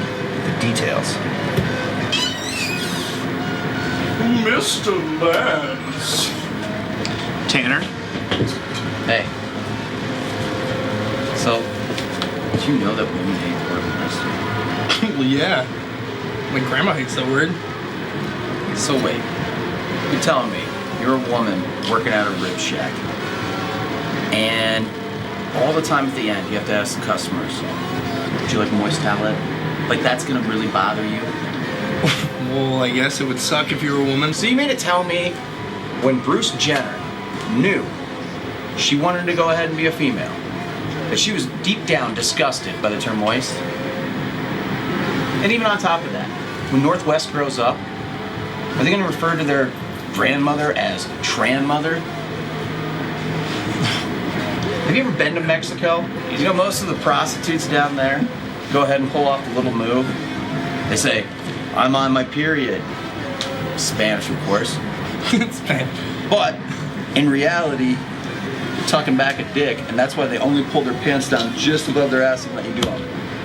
Just the crack. But I'm not even mad if I got duped like that. Because it's like I'm a sucker for magic.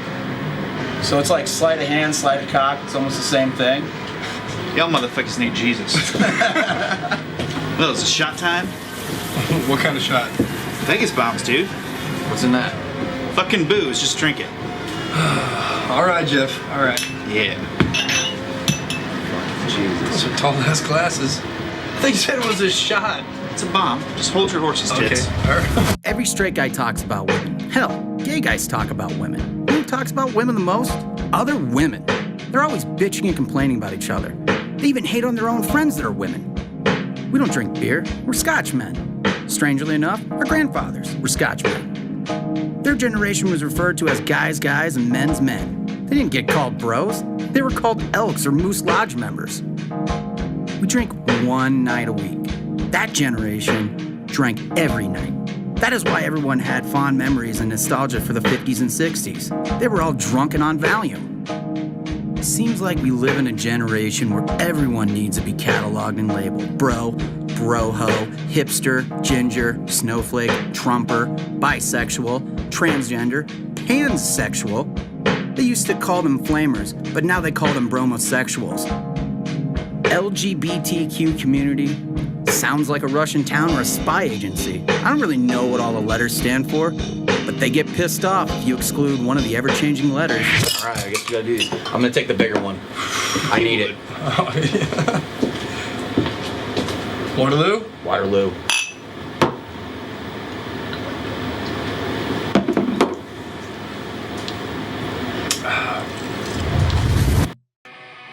Next to Rudy's Tacos, which has food made almost entirely of locally grown produce and meats.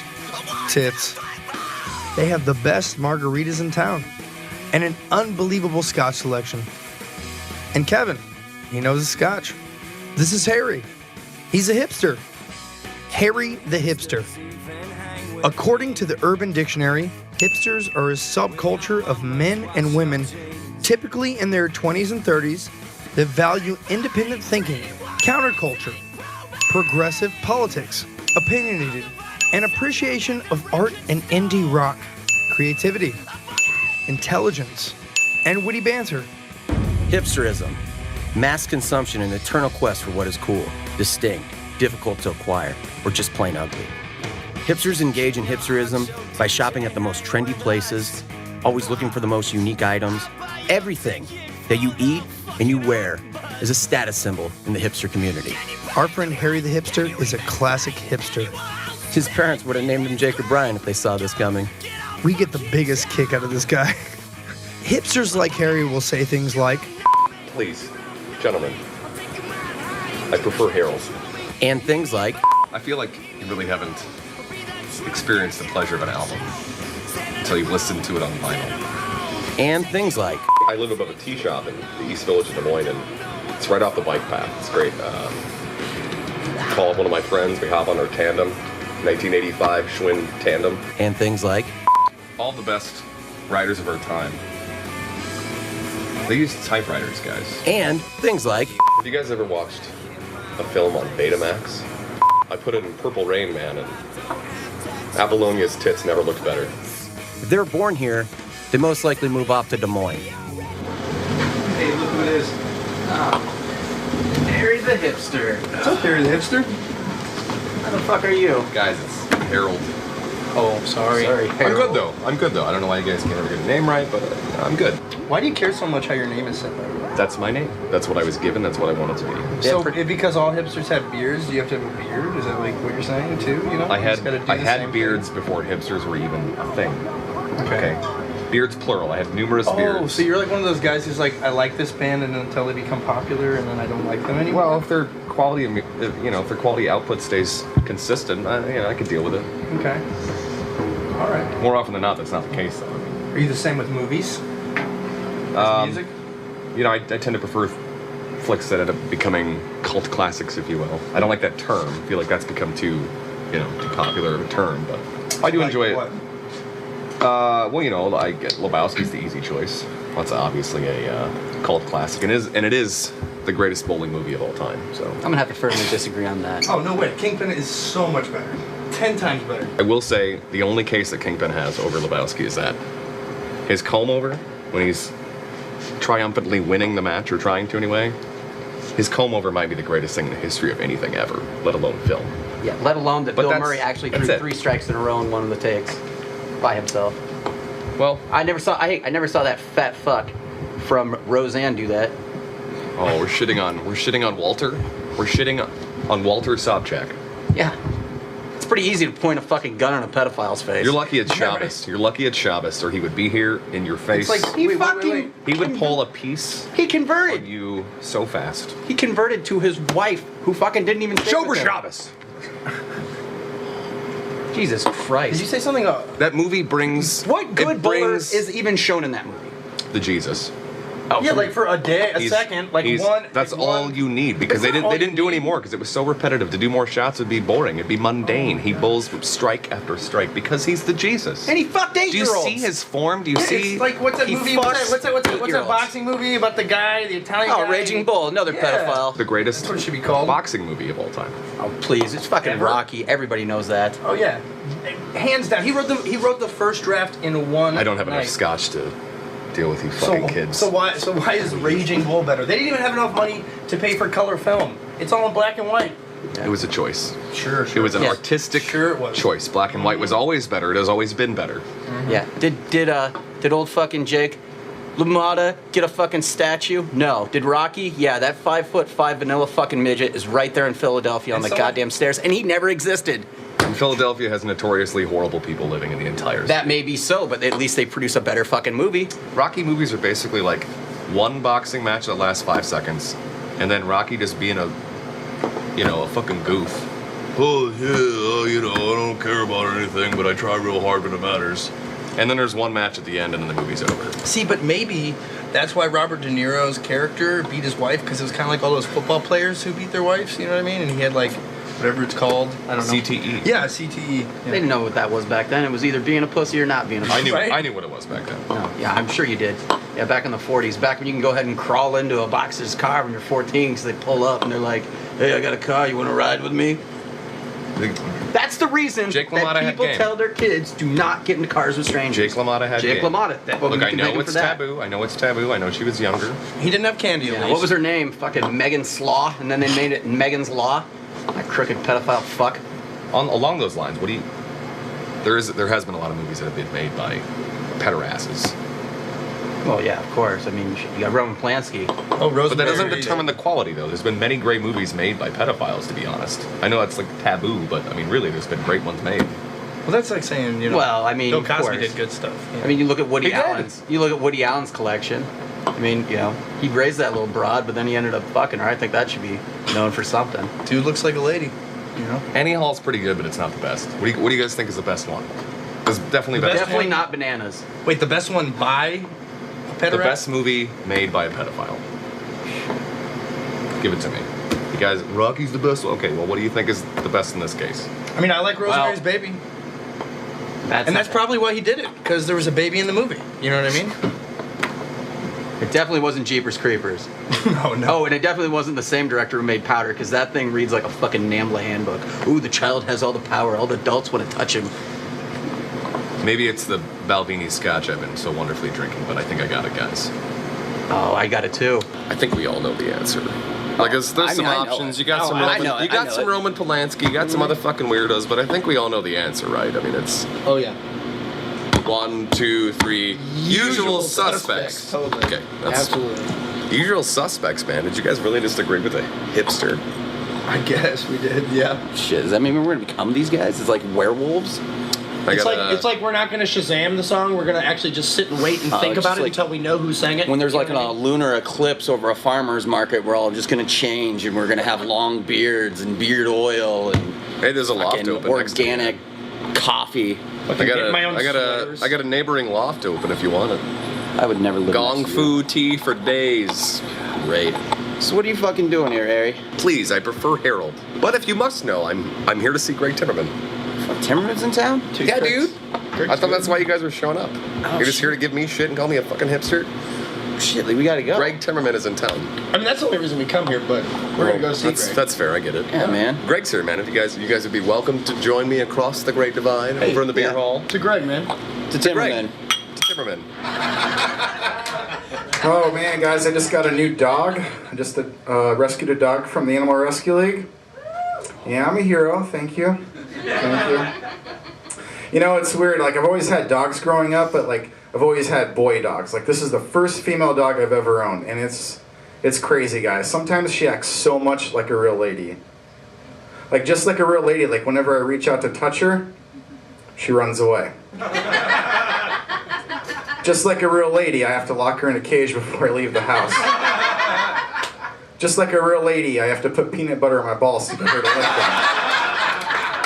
You know, guys, just like a real lady. All right, thank you, guys. I'm Greg Timmerman, everybody. What kind of scotch would you guys like? What are you guys having? Let's do the Oban. Oban? Oban. Sure. Get around on me. Still working at that place by the airport? No. New job now. What's your second? I'm back. Okay. Let me ask you something. I just got a new job offer in Chicago, and it pays 20% more than I get paid now. If you ask me, that's not enough. What do you mean? Being pretend as fuck. Go out to Chicago, you can make more, you'd still have less. Okay, explain. All right, so the way I see it, you own that nice townhouse here, right? Right. 4.5 interest. You go out to Chicago, you'll be paying 3 times that much. And you'll be downsizing as well. And then at renting, there's no equity in renting. Got that. What's your commute here? How long does it take you to get to work? I don't know, 7 minutes from my house. Yeah, about 7 minutes. You go to Chicago, you're looking at about an hour, maybe an hour and a half if it's high traffic. That takes what, 10 hours away from your week? That's time you could be spending arguing over whether or not Jar Jar Binks is a secret Sith Lord with Harry the Hipster over here. Guys, please, I prefer Harold. Bitch. Shut up, Harry.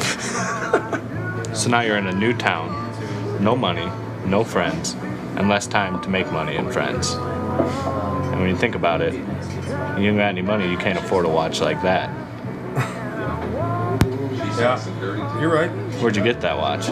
Roth's? Ross? Go downtown to Roth's? Yours too? Yeah, Rolex, got it from Roth. Jeez. Hey, to Rick Roth. Hey, to Rick Roth. Cheers.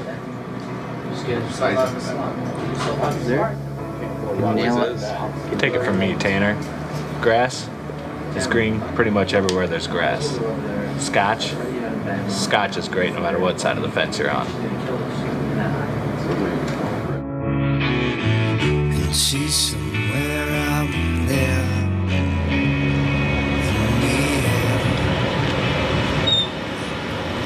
Did anybody? Oh yeah. You're gonna like it. Uber Jew.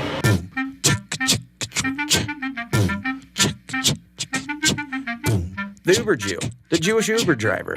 He has the nicest car. He and his car smell the best too, and is by far one of the best Uber experiences in the Cedar Valley. Plus, he lets us crack Jew jokes at him while he drives us around. I love the Uber Jew. He called me a mensch once. Me, I love it. This alone is being worth stood up. Gentlemen! What's up, buddy? Uber Jew! I haven't seen a bigger smile on a Jew's face since you guys did 9/11. Man, this is a nice car. I've always liked it. Oh, I like it too. Tried several cars. This is my favorite.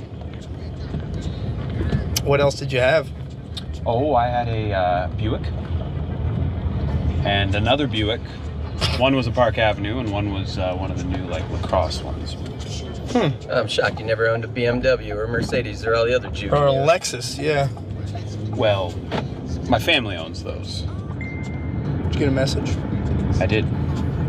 But right now I'm focused on you, gentlemen. The way it should be. The way it should be. Women come second. We're not at all with me. I got mine. No, my wife only calls. She doesn't text.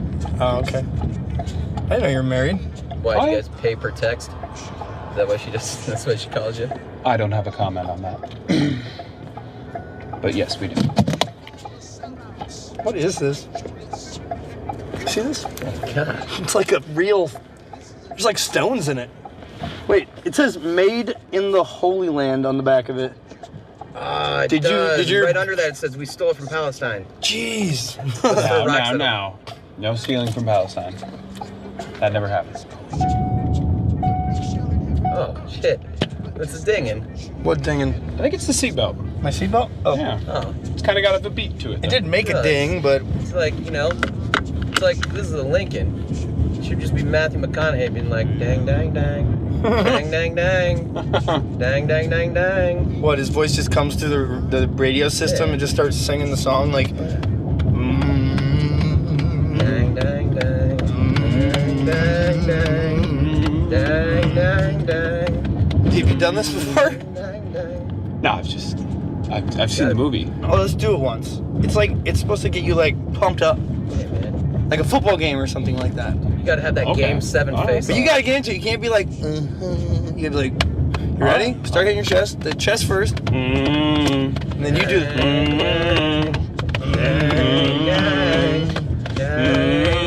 We're in the Lincoln car. And we're going to get more drinks. With the Uber Jew as our driver. Woo! but it's nice that you have a solid ride like this. You're really riding luxury. I worked up to it. Are the seats heated? They can be. Of course they are. I always wanted a car with Worked heated up to it, but it wasn't manual labor, of course. You guys haven't done that since the 40s. Hey now. The only thing I ever inherited was a loan from my father. Oh, like he had Dad was debt? such a tightwad Jew, he just didn't give you the money. Maybe. Is he gonna bury himself with his money? He's got like bail bonds.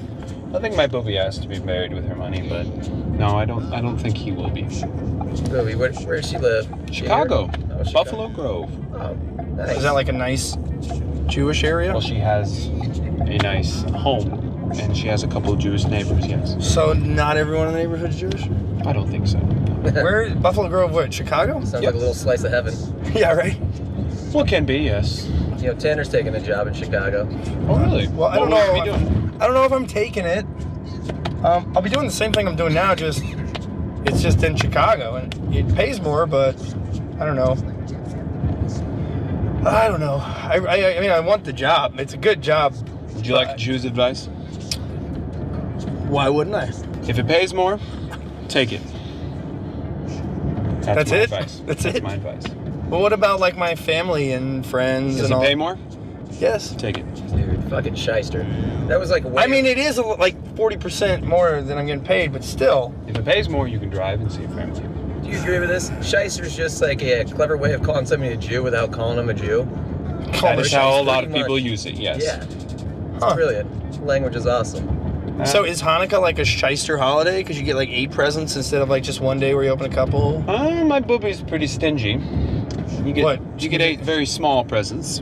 I'm Like a a little quarter? bit more frugal. Or does it start as a penny and then it's a nickel? Well, one time I got a silver dollar. Wow.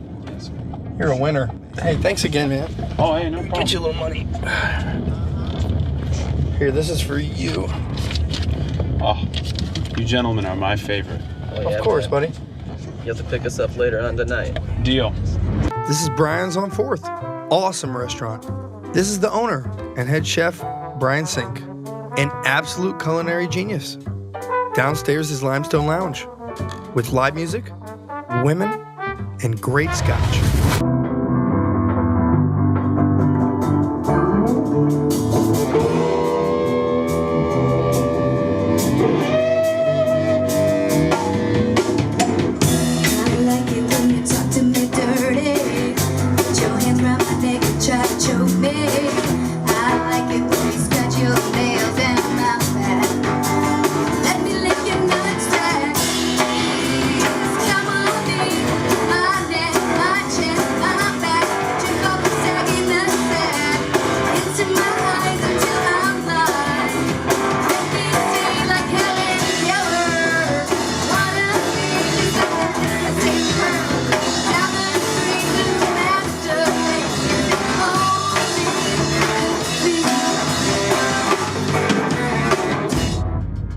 Hitting on a girl in a bar is hard.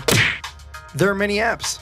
They're like slut sorting software, like Tinder, OkCupid, Farmers Only, Plenty of Fish, and even Grindr.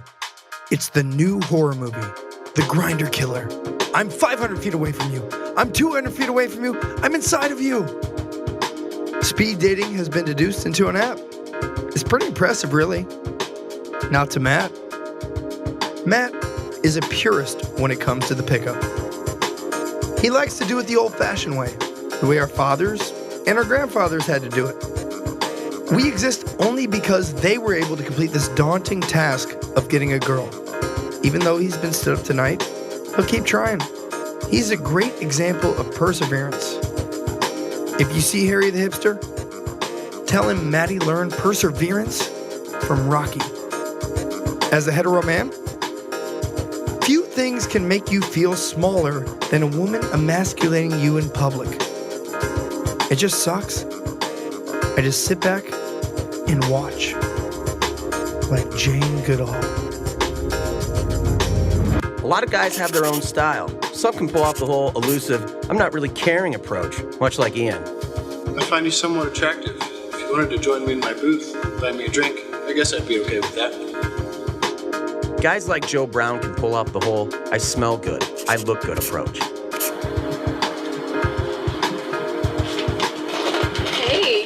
Really good. Do you work out? Why, yes, I do work out. You smell really nice. Is that Curve? Why, yes, it is Curve. Wow, you smell like Jeff Lance. Nobody smells as good as Mr. Lance. And the crass and direct approach. Here's Keegan.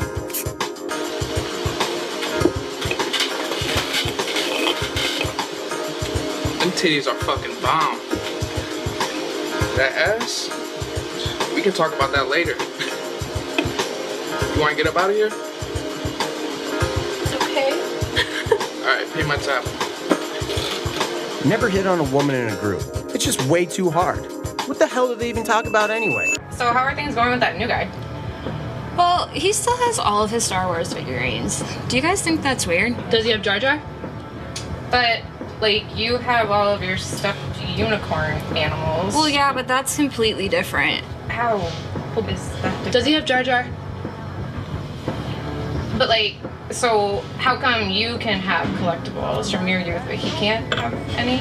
Well, did you know that Jar Jar is a Sith Lord that the Emperor was under the whole time and he orchestrated everything? That's bullshit. Because Qui-Gon Jinn was a Jedi Master, and he would have noticed a disturbance in the Force, being around a Sith Lord for that amount of time. Just saying. Well, the dark side clouds everything. Impossible to see the future is. And yes, Jordan, he does have Jar Jar. Some girls are expecting a prince. I want a rich guy to take care of me. Then they meet the rich guy. Ew, he's too old. Takes time to make some fucking money, you greedy sliz. When you got there, It's my bar crab. your bar crab? So what's the catch? No catch. There's no catch with your crabs? Your bar crab? No catch. What do you kind of look like? You know what I'm talking about? Oh yeah, I know exactly what you're talking about. John Redcorn? Can you say Big Mountain Fudge Cake? Big Mountain Fudge Cake. Can you say Nancy has a headache? Do you find the irony in the whole fact that back in the day, our ancestors probably go ahead and dumped a whole bunch of concentrated alcohol in your water supply to poison your people, and now we just go ahead and get oil contractors to do the job? At least you guys got one thing though, you know? What's that? Casinos? And land that nothing grows on, you know?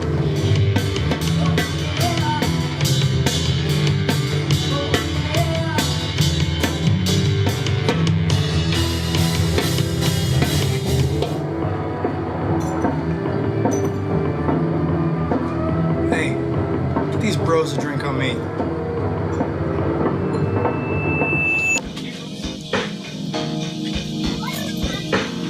Hi there. Hi. Can I buy you a drink? Sure, I would love that. And after we finish these drinks, we can go back to my place for casual sex. And after that, you can play my new video game console while I open up a bottle of your favorite 18-year-old scotch. And my grandmother will make us biscuits and gravy with Iowa pork chops. Hi there. Can I buy you a drink? Who the hell do you think you are? Do I look like a bro ho? Don't you have some 10-year high school reunion to be disappointing people at right now?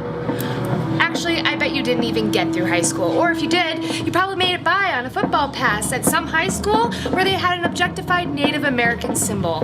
You just think you can do whatever you want because you're some self-entitled, privileged white male aggressor? I bet you only have 3 items in your studio apartment fridge. Cheap mustard, 2 hot dogs and a pack of 6, and cheap red wine from the last broho you disappointed. Where are you going? I'm not through with you yet. God, asshole.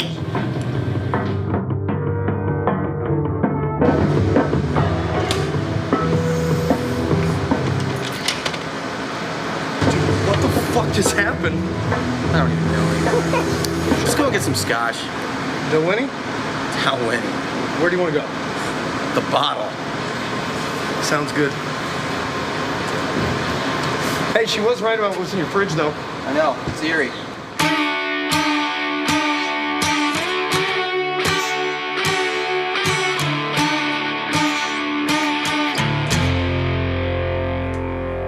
How can you make your mind up when you open up the door?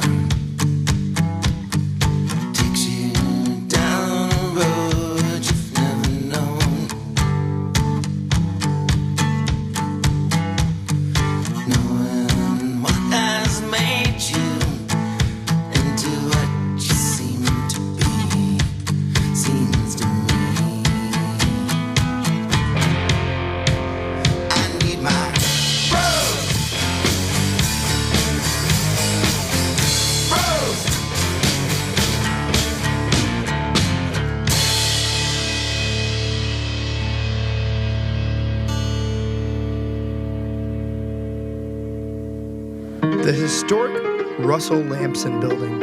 Also one of the best restaurants in the Cedar Valley. The Brown Bottle. Legend is the real estate developer, Clyde Lampson, who built this building with his wife, loved to drink. Sounds like a bro. It is. It's great support. Hey. Mayor Hart. How are you? How are you? Good to see you. How are you? Nice to meet you. Pleasure to meet you. Nice to meet you. What's going on? What's up? You know, it's a typical night. You know, we're just out here trying to go ahead and sort our lives out with a little bit of scotch. You know, there's a good Dalwhinnie in here. It's a good place to sit down and figure life out. Dalwhinnie? Dalwhinnie. By the way, I just got a job offer in Chicago. Congratulations. Thanks. Yeah. Thank you. I'm trying to tell Tanner, you know, Chicago's a great city. Love the place. It's a great place to vacation. But you know what? Dude, what are you going to have here that they're going to have to match it? Like here, Republicans and Democrats go ahead, and they can go ahead and eat, enjoy meals together, talk. You don't get that in Chicago. At best, you go ahead and you move there for 4 or 5 years. You get to go ahead and vote, and you don't even meet your alderman. There's no place like Waterloo, but I just want to tell you guys, no matter what happens tonight, absolutely behave yourself. Don't do anything we wouldn't do. No.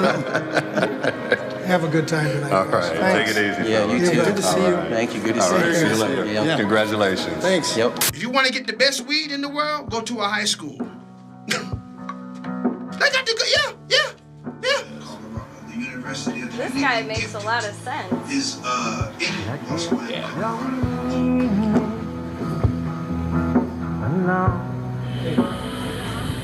at this guy. Hey. Tom? What's going on? This is Time Bomb Tom. He's a salesman, a go-getter, so to speak. We call him Time Bomb Tom because he's always attached urgency to every sale. Like a car salesman who says, "Hey, I got a guy coming in from just down the road. He's looking at this vehicle right this instant. He's even gonna offer $500 more than you, but I like your face and I'd rather sell it to you and your beautiful family." Tom is good, but not selling ice to Eskimos good. No one can sell ice to the Eskimos. I mean, how dumb do we think Eskimos are? But Tom could sell them a shitload of blankets, parkas, mittens, stocking caps, kerosene heaters, furnaces, insulation, and weather stripping. Hey, bros. Hey, how's it going? Can I get you something to drink? Let's go with Dalwhinnie. Dalwhinnie, yeah. The balls? Yup, you know, Lance Armstrong style, or John Krutz, or Tom Green, or Napoleon Bonaparte, right? One ball. Do you want another one? You know what? Hey, get him one on us. All right. Appreciate it. Yeah. Take it. All right. Cheers, guys. Yeah, Cheers. thanks, bros. Yep. You're welcome, man. Man, you need to get some fucking sleep. Yeah, you look like Willie Loman leaving Las Vegas style. Yeah. I will not fear, although thousands assail me from every side. What's that, Bowie? No, Psalms 3:2, the Bible. I think. I don't know. By the time it's all said and done, they'll probably say fucking Tupac wrote it. So, how's Minneapolis? I'm here. That's how it's going. I moved out. I'm done with it. I lost my job and now I'm back home looking for a new one. Okay. Yeah. So why you all so dressed up? No, I had a job interview today. Oh yeah, what for? It sucked. I don't really want to talk about it. Or did you fuck up? No, the worst part is I got the fucking job. So what's the big deal? The job is selling life insurance. But that's like a perfect job for you, man. You're like is the it? best. Do you want to sell life urgency- insurance? Is Well, that? you're the best urgency tactic sales guy I know. I mean, everybody's gonna die. That's like perfect for you. You always have a source of income. Yeah, like, what else are you gonna do? Work for a funeral home or like work for babies? Like, all you gotta do is sell life insurance, and you're good at it. You're good at talking to dude. people. Talk to all those people who don't make the NFL draft. They go and sell life insurance. Well, that's just the thing. Like, when I was a little kid, I wanted to, everybody wants to be in, like, the NFL or they want to be an astronaut or something. When I was a little kid, I wanted to be Gordon Gekko. You know what I mean? You should have strove to have been Christian Bale in American Psycho. That way you can bang chicks doggy style and flex your muscles. Right? Wait, so you're telling me you're mad that you're not a fictional 1980s character from a movie that ends up in jail in the end? I just wanted to be a player, you know? Did Michael Douglas also get throat cancer from eating bad pussy? Oh, wait, Michael Douglas has throat cancer? Yeah. You know, that's the funny thing about that. You know, he's a classic guy where he's just saying that, you know, it was a cunnilingus going down on, like, you know, Catherine Zeta-Jones caused it. It wasn't all the cigarettes and the scotch and everything like that. That we're supposed to believe that Sliz's slop box is something that's fucking deadly. It's a toxic taint. Oh, it's like a mutinogen muff. Fucking lethal labias. Carcinogenic cunt.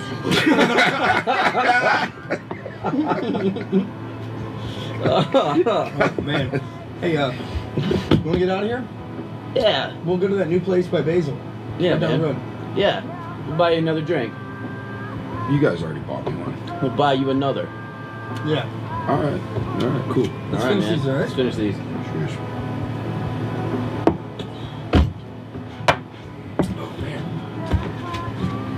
Bye, bros. Hey, tell your friend Jim to give me my shit back.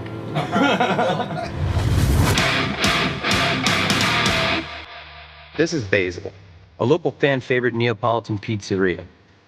They use 00 flour, premium ingredients, and 48-hour fermented crust. And this is the chef Jorge. He's really committed to this. I got a ticket up street taco. I didn't write out a ticket, but I need a stable for this side. For fuck's sake, dude, it's 10 minutes before close, man. I'm gonna fuck you where you bleed for this. Give me that. What the fuck's a street taco? Last time I checked, tacos don't come in fucking pizza shapes, don't they? Shithead. And I need a side of aioli. What the fuck is aioli, dude? The sauce that you give out street taco. So now we dip pizza in fucking mayonnaise, huh?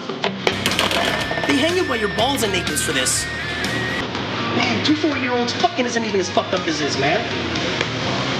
What can I do for you, bros? And actually, at one time, he was committed. This is Chibo, the street food and cocktail bar attached to Basil. It's a very hip place. You never know who you're going to meet. Okay, but Obi-Wan Kenobi was wise to put it down to me because that is the last place in the universe that Darth Vader and the Empire are going to search for him. Vader didn't even know Luke existed, and he thought Obi-Wan was dead. He didn't even know the presence of his own daughter Leia when it was in front of him.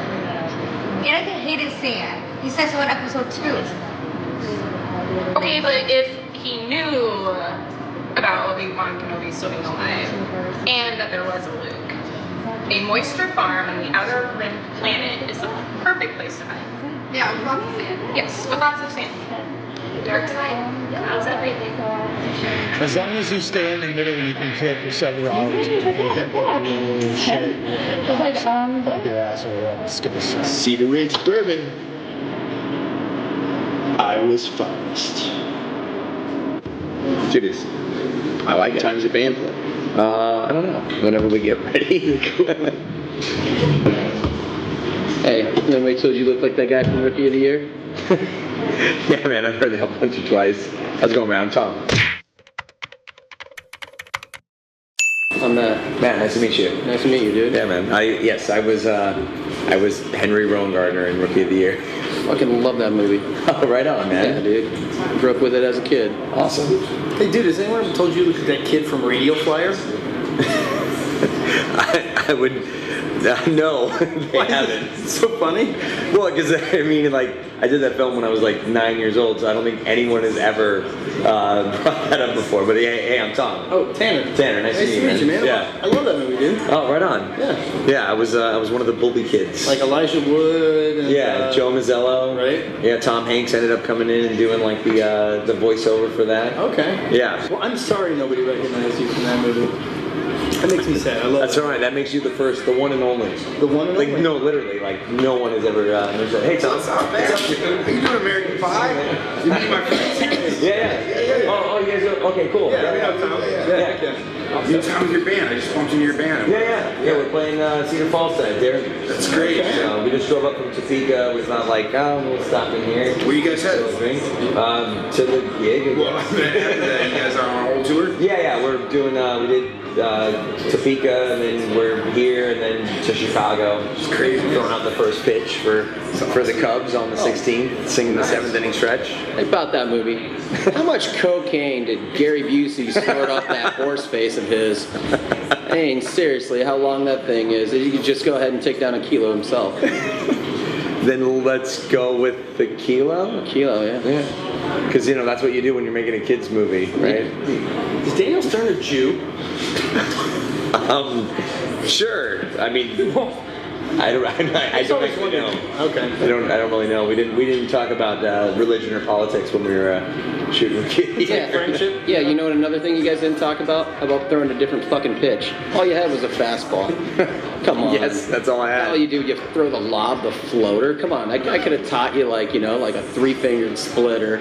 He could have went ahead and showed you the slider. Who? He could have even hit you up with like a Tim Wakefield style, knuckleball. Instead, you use the fucking floater at the end. Come on, give me a break. All right, let's go brass tacks on the characters of Rookie of the Year. You think Brickma knew how to throw any pitches? Did you actually see him do any pitching, coaching of any kind? He was just getting stuck between fucking doors the whole movie, as far as I've seen it. Well, now, did the wagon and radio flyer really fly? Of course it did. Really? That's why it's called the radio flyer. No, it didn't fly. What? Fuck. I was gonna be like, that's awesome, dude. I should probably go with it, though, considering you're the only person that's ever recognized me for radio flyer. Seriously, you're telling me fucking Ogre from Revenge of the Nerds couldn't hit that ball? I mean, any fucking drunk asshole in a beer league could hit that ball. Fuck, throw me the same 3 pitches. I'll knock one over the fucking titty bar out back in the alley. Yeah, but dude, it was like mother's touch, right? Like, that's the whole thing. Well, yeah, it was mom's pitch, It's the whole thing, like, where, Henry, peels back the tape and realizes that his mom was the baseball player. In the movie Election, Chris Klein, he thanks God for having a big dick. Is Chris Klein packing? Do you really think that I know whether or not Chris Klein is packing a big dick? I don't know, well, because I heard John Hamm doesn't wear underwear. I'm pretty sure we all made a pact to get laid with girls. Well, no, but just to be fair. How were all you guys in American Pie like? You talked about yourselves like it's about the most unfuckable people, but you guys all look like Abercrombie and Fitch models. And you're talking about, maybe me and Chris Klein, but not Jason Biggs and Eddie Thomas. It's the only guy that looks like a Jew who isn't a Jew. You're in town with your band? Yeah. What's your band called?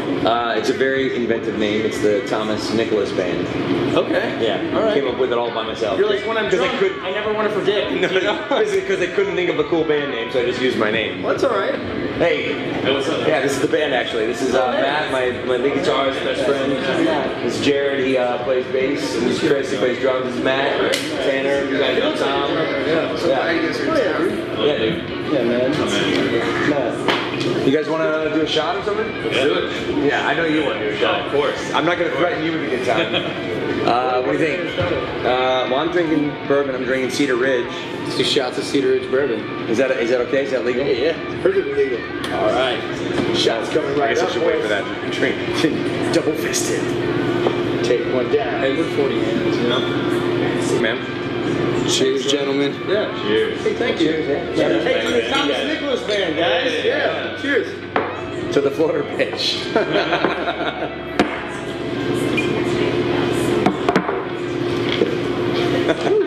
Man, when are you guys going to make another American Pie? I know you hate getting asked that. No, I don't hate getting asked that. Universal's just got to decide to do it.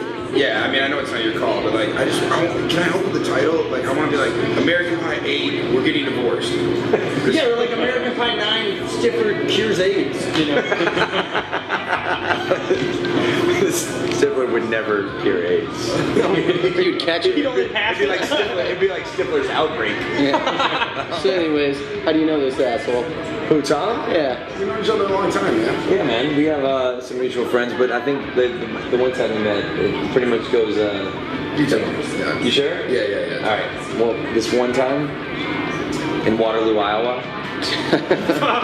Say no more, man. Say no fucking more. Cheers.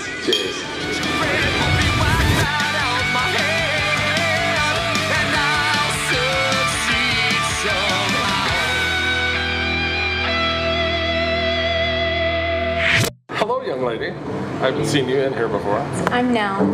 I just moved here. I just got a job. I'm Frankie. Nice to meet you. Congratulations. Thank you.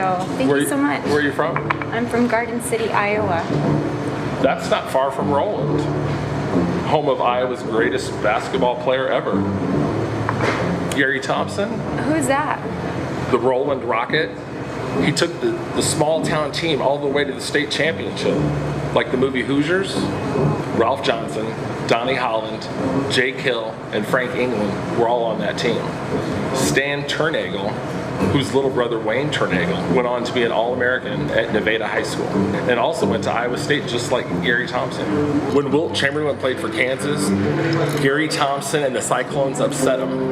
It was like a David and Goliath kind of story, but Gary didn't need no slingshot in the stone.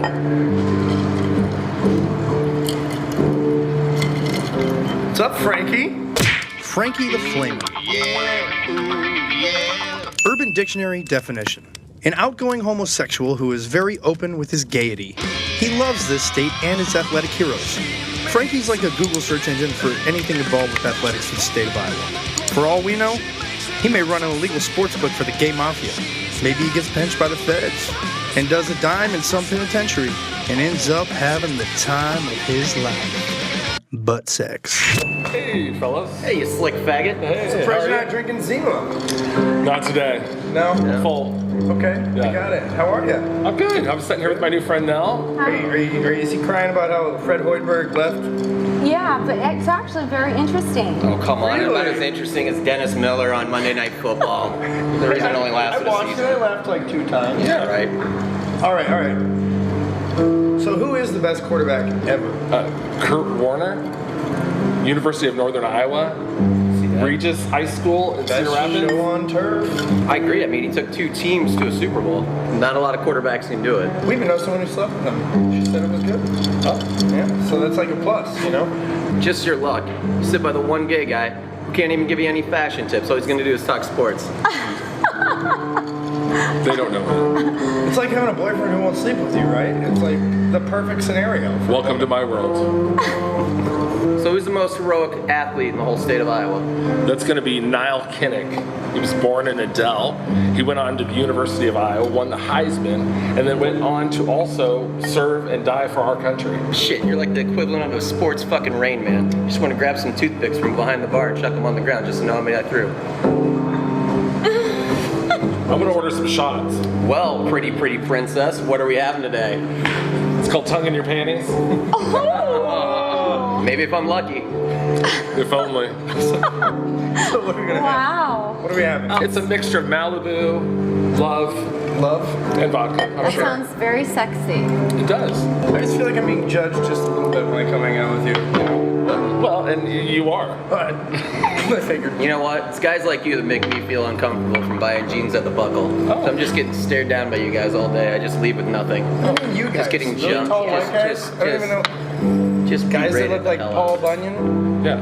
Well, hey, cheers, hey. Cheers to what? To the University of Northern Iowa, to the University of Iowa, and to Iowa State Cyclones. Cyclones. Ooh, Iowa history. Cheers. Oh, that tastes like medicine. We're gonna rock. Hey, we're gonna rock. Hey, bros in the house. What's up, guys? What's going on, man? What's happening, man? What y'all doing here, man? Bar hopping, dude. Well, hey, man, hey, have you heard of that girl named Pamela the Punisher? The fuck is that? She do some kind of dominatrix poetry, man. She like do some verbal whips on you, man. It's a sight to see, man. Got this little dude. It's like Maya Angelou with a whip? I wouldn't go like that, bro, but it's kind of like uncut verbal words that hit you in places that you've never been hit before, and got a dude on the bongos doing some stuff too, man. Pamela the Punisher. I think she's pretty cool myself. So she's next door? Right next door, man. You go over there. Matter of fact, let's go check out. You want to do that? Yeah, let's go. Fucking check her out. Let's go. All right, let's go. All right.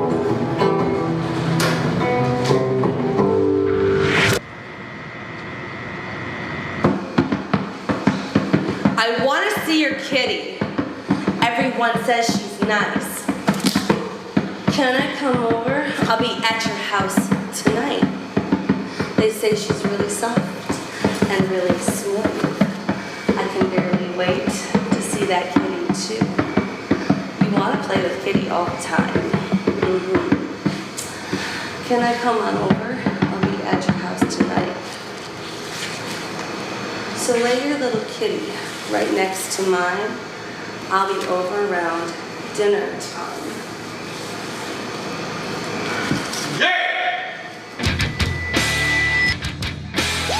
Dude, I didn't even know that I liked poetry until I saw her on that stage. I didn't even know what poetry was until I saw that. There was that guy in the leathered suit. It was just interesting. This is Sam. He currently doesn't have a nickname. Until now. From now on, he's Sam the Slave. And if Grassley ever decided to retire, this guy may run for a Senate seat one day.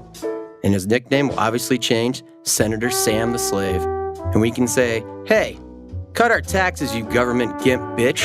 Holy shit, Sam. What's up, What guy? are you doing, dude? Hey, bro. You're the guy in the leather suit I was just talking about? I'm the man in the leather suit, don't you forget that. What's up, man? Not much, man. How you doing, Okay, bro? all right. So wait, so it's like, is she your madam? All right, hey, Like- before we say anything, can I get a Jack and Coke, please? Oh. Yeah, I got you, buddy. All right. So, okay, so is she like your madam and like you can someday... No. That's what is the whole thing? I don't understand. Bro. Who, Pamela? Yeah, Pamela's that's what just fucking. Thank you. Fucking. Tempting just wasn't working out, man. Okay. Pamela pays deuce. Hey man, you gotta do what you gotta do. In this economy, make your money how you can make your money, man. Jack and Coke budget. Seriously, dude. I'm gonna say, dude, that's the most bizarre fucking thing I've seen in a bar. Since that sick, twisted, queer Frankie the Flamer took me down to Pride, went to a leather bar, went down the goddamn stairs. The first bar is all normal and shit, and everybody's talking about Will and Grace and fucking just drinking and having a ball. Not trying to spill fucking fruity drinks with 9 umbrellas in it all over each other. You go downstairs, and that's all the shit from the Bible they warned you about. Fuck. It's true. The things that you've ever seen in your life wouldn't even compare to that. You have a guy in a puppy mask with a goddamn puppy tail ass plug in. Oh, I know that He's guy. getting whipped with a braided fucking belt, while another guy is just his bootlicker. Frankie the Flamer comes up and he looks at everything that's going on and it's just all nothing to him. He's like, hey, I'll take 3 fingers of whatever they're having and get the fuck out of there. Well, I mean, dude, he looks like the gay Paul Bunyan. I mean, of course. Seriously, the dude is the They most call that the bizarre. bunion. The Bunyan? Yeah. Is that a thing? That's a thing. It's when you squeeze your cock really fucking hard and it turns just about as blue as the fucking ox, and then you go ahead and ram it into any orifice you can get. Ah, okay. Just telling the truth. Yeah. All right. Telling the truth. Usually it's with those guys with the brownie beards and, you know, and the flannels, or even the chicks. They're fucking, all those bitches look like fucking, you know, Dan Conner on Roseanne anyways. Goddamn bitches built like a cigarette machine. Oh, great softball players. I'll give them that. Well, no, your story reminded me of that time when I was in college and I broke my foot and I was like crutching down the street and this guy asked me if he could pay to smell my feet and watch me crutch. I don't care about It's the same thing though. Like, you make that money. I didn't make that money then, Give but me make enough that money, anybody can smell my Make that fucking money In feet. this now, economy, bro. dude, you gotta pay rent, you gotta pay bills, you gotta pay for your cell phone, all those 4Gs and 3Gs and shit. Gotta smell some feet. Yeah, dude. Yep, you know? Always. To that. To that. Smelling feet. Strovia. No, seriously, life sucks though. You look better in real life than you do on TV. Oh, thank you, young lady, for that wonderful, fantastic compliment. No, I got the house and the divorce has a real big jacuzzi tub. You wanna come take a bath with me? You're damn right I would like to take a bath with you, only if I can bring my little rubber ducky. Quack. Quack. Okay. Alan, can you please prepare my pajamas, please? Because I'm going to have a fantastic, wonderful evening with this particular young lady right here. Miss, would you prefer the professor to bring his pajamas with the little red fire trucks on them, or the fluffy bunnies? Alan, you know, I really prefer the ones with the fluffy bunnies. This way, when I get around her, I can hop around her like a little chocolate rabbit. Ow! Hopping around, just hopping. Oh, oh, oh. 1, 2, 3, 4! The professor would like another drink. Yes, Patrick, a Moscow Mule, please. Perfect. Oh, hey, you're Professor Tony. Yes, I am. What's your name? Matt, watch your show all the time. Thank you, man. It's a pleasure to meet you. We both watch your show all the time. Tanner. Hey, Tanner, it's a pleasure Nice to meet you. Thank you very much. It's an honor to be here in Iowa. You know, I love coming here to Iowa. Around these white people here, I feel so safe in a world like this today. Okay, if you feel so safe, then why are you wearing work glasses? Well, because everywhere I go is an adventure. Don't let my work glasses fool you. Anyway, young man, can we please move on to something else that can stimulate my mind, body, and soul, please?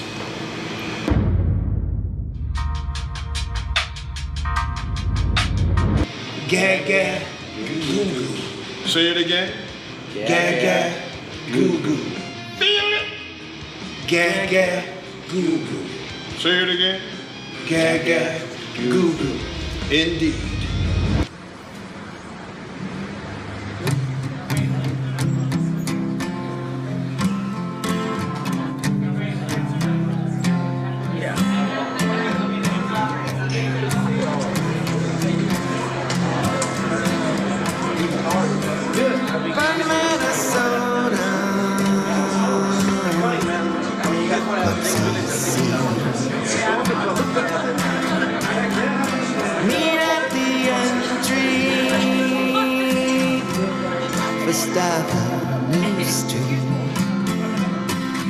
Gentlemen, how was your evening? Good time. We see him out from time to time. He's some sort of businessman. He's originally from Olwine, Iowa. Olwine is a railroad town in northeast Iowa where Chrysler Motors was founded. Places like Leo's, Luigi's, Clayton Connie's Pizza. It's awesome. Nice people there too. But I've heard, never piss off anybody from Olwine, Iowa. Just do not screw with them. They will go there, and they will go there quickly. You hear this guy's gonna be moving soon? I heard that. Chicago. Congratulations. Join me for a drink. Sure. Thanks. Thanks, man. You know, this is the perfect drink. Think about it.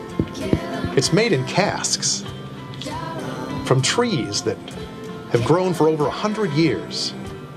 And then it matures for over 12 years, all to be right here with us to enjoy at this very moment. It's the perfect gentleman's drink. Makes you want to believe in God and punch an atheist at the same time. Man, I'm inspired. It's like the AA version of our town. You know, Tanner, I had a friend that moved to Chicago not long ago. Yeah, he's a real nice guy. Everybody liked him. He was very charismatic. And he got in with a Fortune 400 company. He was doing really well. But see, they didn't know what they had.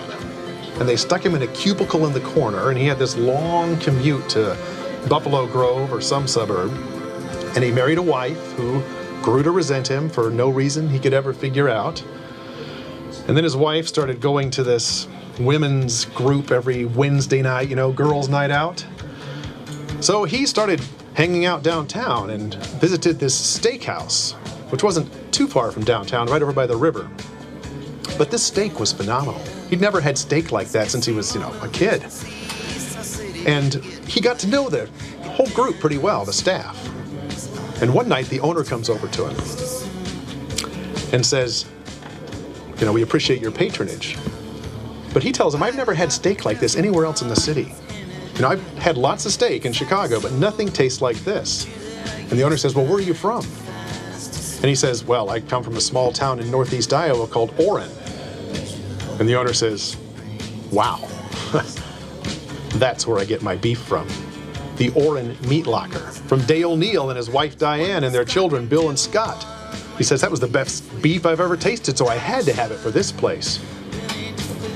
It's a small world, right? Amazing. This guy grew up with his freezer filled with the same beef from that same farmer, Dale Neal. So basically, go with your gut? Yes, Tanner. Exactly.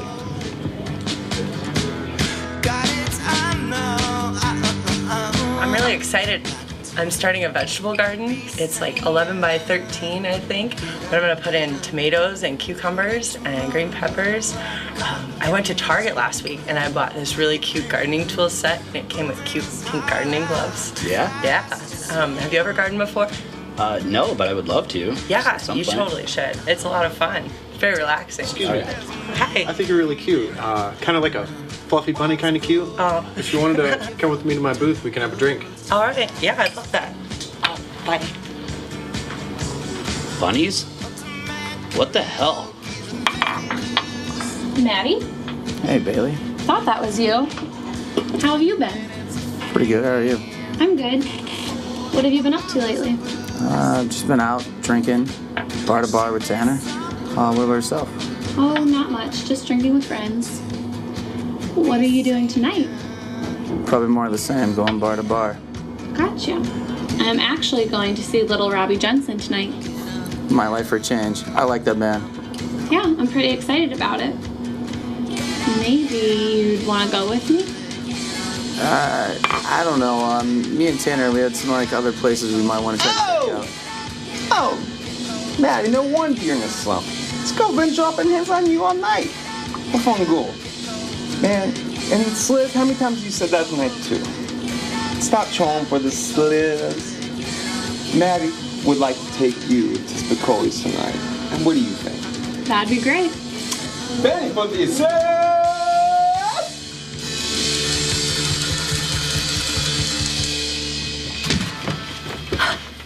What are the odds that I would run back into you, you masochist piece of shit?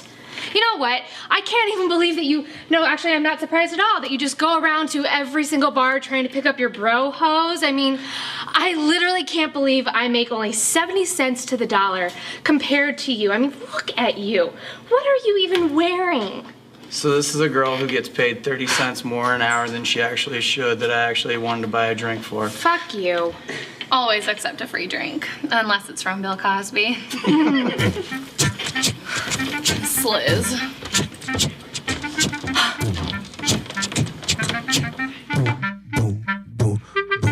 Man, we're gonna need an Uber. Oh, I already got one. What'd you get? What do you think? Uber Jew? Yeah, Uber Jew. Yeah. Yeah. Ready, guys? Gentlemen, Uber Jew.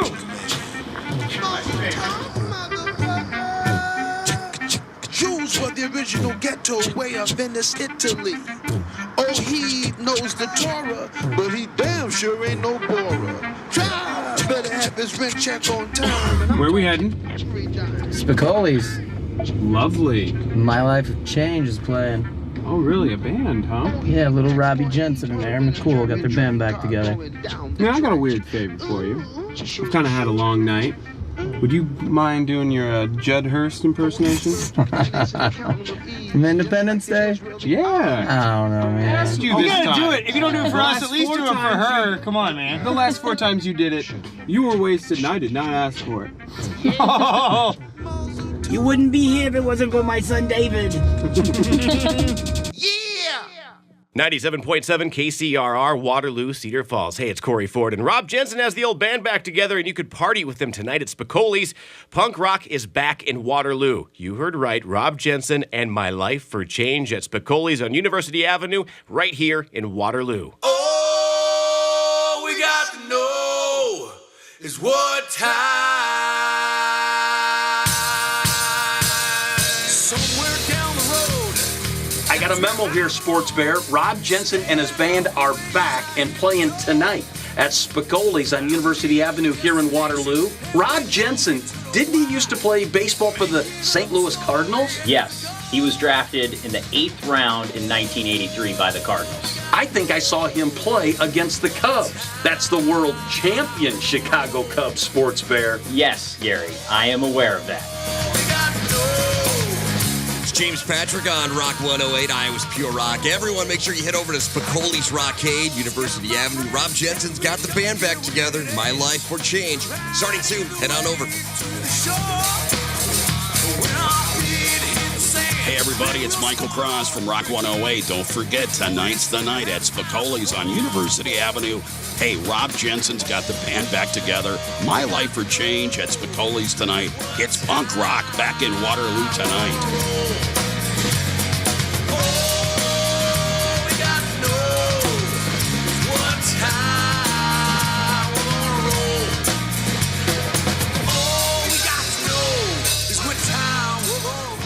Hey, Dave. Dave, please, I prefer Harold. Oh, so sorry, Harold. What are you having tonight?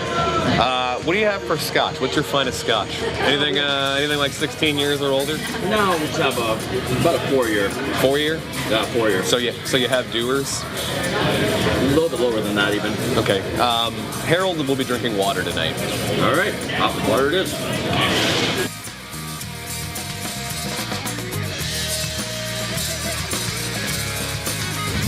Really? You think we're stupid?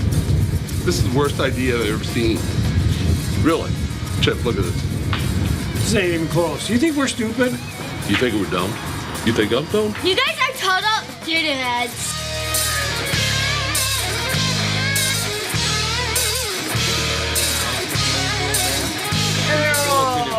Guys, please, I prefer... Call me Harold. Hey, this is Bailey. Thank you. Hello. I'm Harold. Nice to see you. I'm good, man. I'm good. You gonna go see the band? I really only like punk from like 1970 to like 73, so it's not really my thing. No. But feel free to enjoy. I heard they're nice guys. Take it easy, guys. Wife thinks so.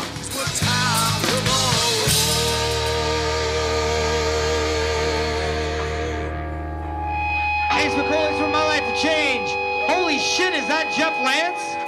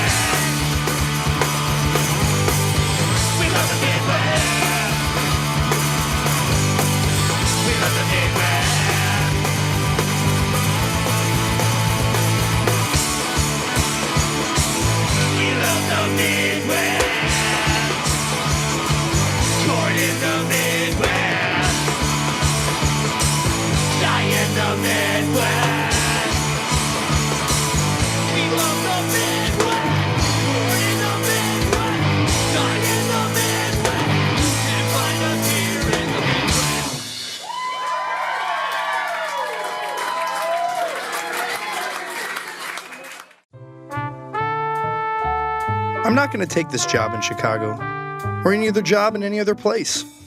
Waterloo is my home. I love it. Always will. I asked my father, when was the best time in this town? He told me, it's beginning now. Our greatest days are ahead of us, not behind us. I want to be here for it. I really do. A place is special not only because of the food, drinks, and great times, but because of its people. I love these people. Every damn one of them. They're my bros. 97.7 KCRR. Hey, it's Corey Ford. It's going to be a great day in the Cedar Valley. Our future is bright, and this one goes out to the bros.